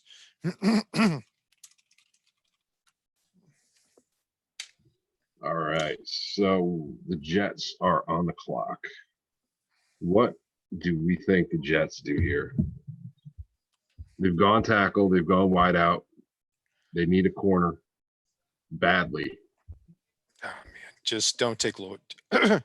Just don't take one of the top guys here still. Bond, Ashton Davis, Lloyd Cushenberry. I was saying in the last pick, their needs were wide receiver, outside linebacker, and tackle. And those are the top guys on the board. Denzel Mims, they ended up taking last time. So yeah, this feels like Cam Dantzler. I could see that. Oh no. What? It's Ashton Davis. Wow. Ooh, that stings. We should have known the Jets can't get through 3 rounds of a draft without taking a safety. Oh God.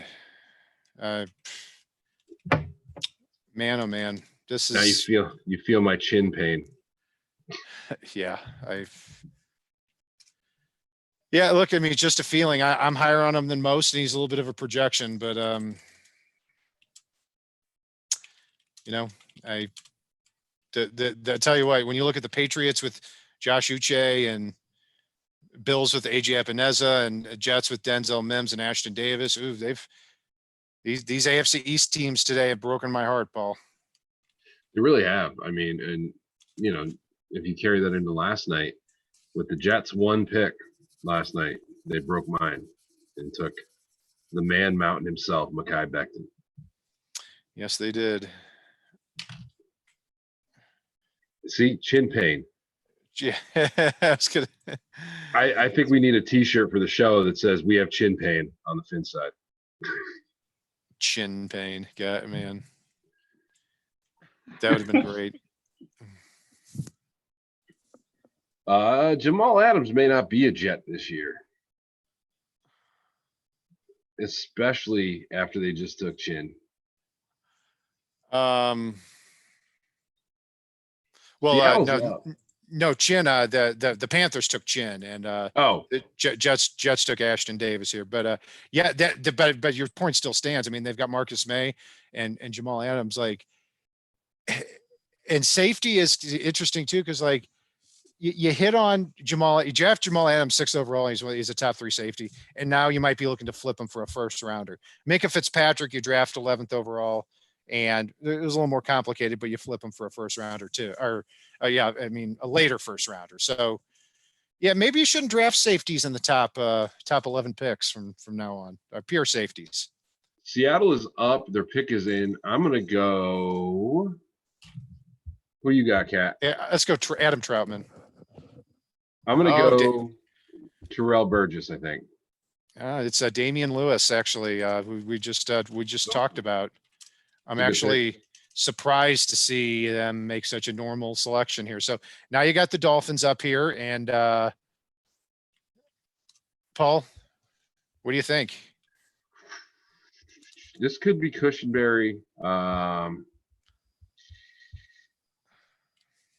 Could be Zach Vaughn. Let's go.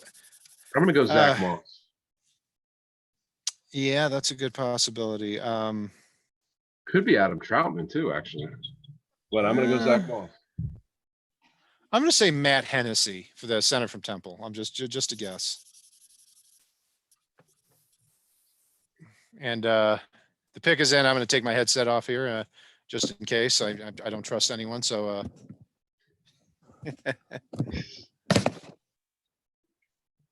All right, folks, what do we think we got here?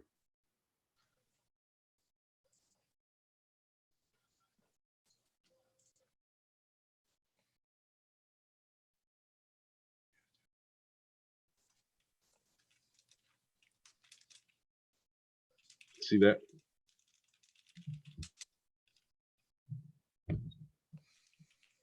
Whoever it is, Cat's not allowed to buy their jersey.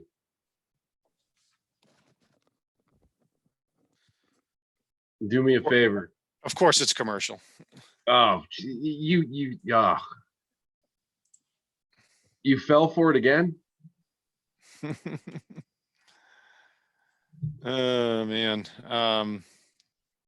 Yeah, I just want to see some value here with the guys that are falling. I mean, damn, because if I'd like to say like take Lloyd Cushenberry here, and then I'd be like, you know what, if we just moved the picks around and say Cushenberry went 39th and Hunt went 56th, and then Raekwon Davis went 70th, I'd be like, well, okay, I like that a little better, and there's really no difference. So I'd like to see some value here, and his teammate just got taken, so this could be the area that he goes off the board.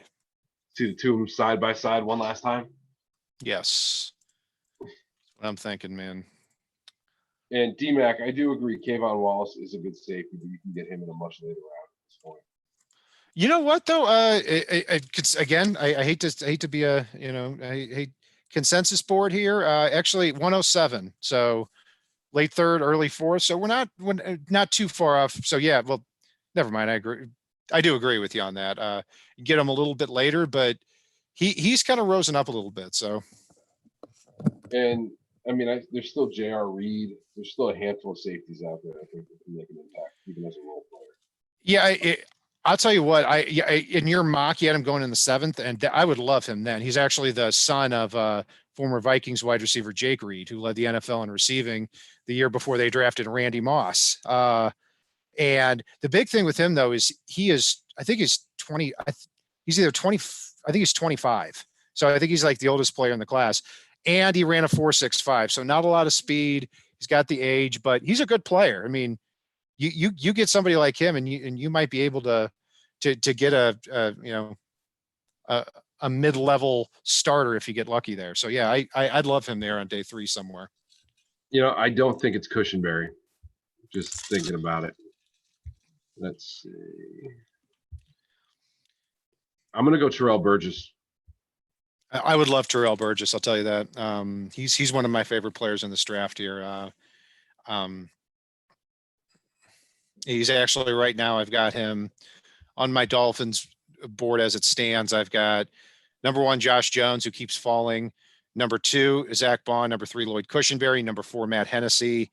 Number 5, Lucas Niang, who really could go anywhere because of the torn labrum and I think, but man, what a talented player. No, I agree on Niang. He's a guy I've been a big fan of throughout this process. We up yet, Cat? Man, still commercial, and they made sure it was an extra long commercial. Yeah. All right, folks. All right. While we're waiting for that, I'm just All going to right, say it we're again. we're Oh, back that- here. Hopefully, we get the pick up quickly.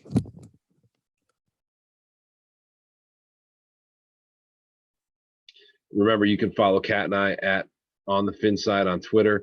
You can follow us individually at fanatic_pick, as well as at Brian Cat NFL. Don't forget to like and subscribe. Let us know what you think on the video. Let us know what you want to see. I do like Jabari Zuniga, and check out our merch store. A portion of proceeds go to charity from any and all sales. We got some cool stuff on there. It's on the finside.threadless.com. And the pick is in. Watching Cat's face.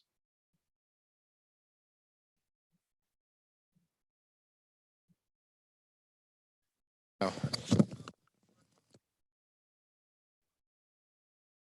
The survey says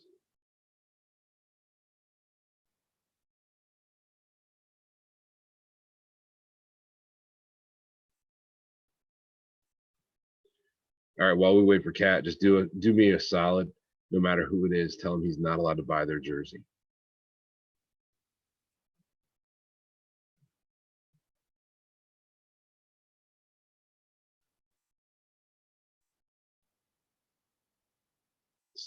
Let's see. Not a fan. Brandon Jones, a safety out of Texas. Okay. I'll tell you an interesting story about him, though. He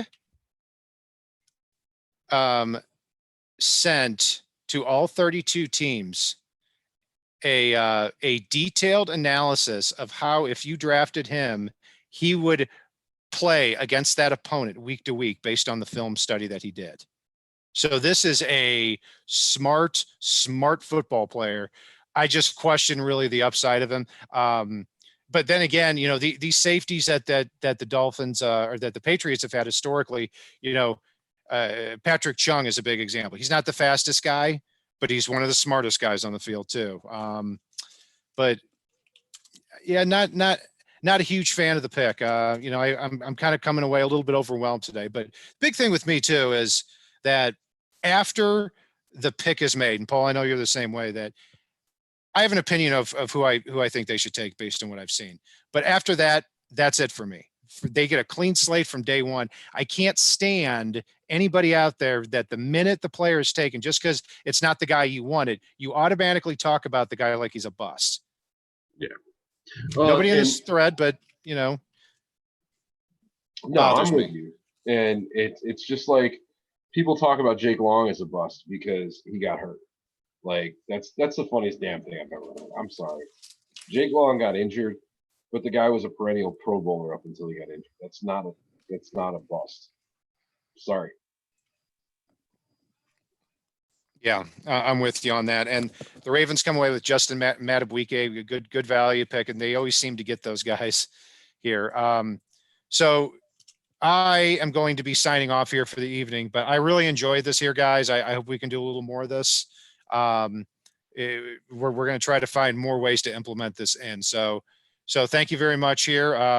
Paul, any last words here about what's going on and what you expect to see here through the rest of the day? No, it's and just for the folks listening and watching right now, I'll tell you, it's if Miami does trade back onto the third round, I'm going to jump back on here and yuck it up with you guys a little bit. Thank you guys very much for tuning in. Thank you for all the comments and feedback and you name it. This is something very new for Kat and I to do, even though we've been doing the podcast for way too many years now. I didn't have white in my beard when we started. And no, we appreciate all you guys listening, commenting, etc. They did fill a need here, Paul, but it's the fact that he's a smart football player. It makes gobs and gobs of sense for Brian Flores. But again, make sure you follow us on Facebook, on Twitter. Make sure you subscribe here so you can keep up to date on all our content that we're putting out, because any of this video stuff right now is going to be a YouTube exclusive. And it's really been a lot of fun hanging with you guys here. A lot of you guys, I know were here last night too, and God, I appreciate it. I'm sure we'll do some type of something tomorrow as well, and then look for all of our analysis coming out probably on Sunday, I believe, as far as the individual picks as well. So thank you guys very much. I very humbly appreciate it. This has been such a good time for me. Awesome, guys. Well, have a good night.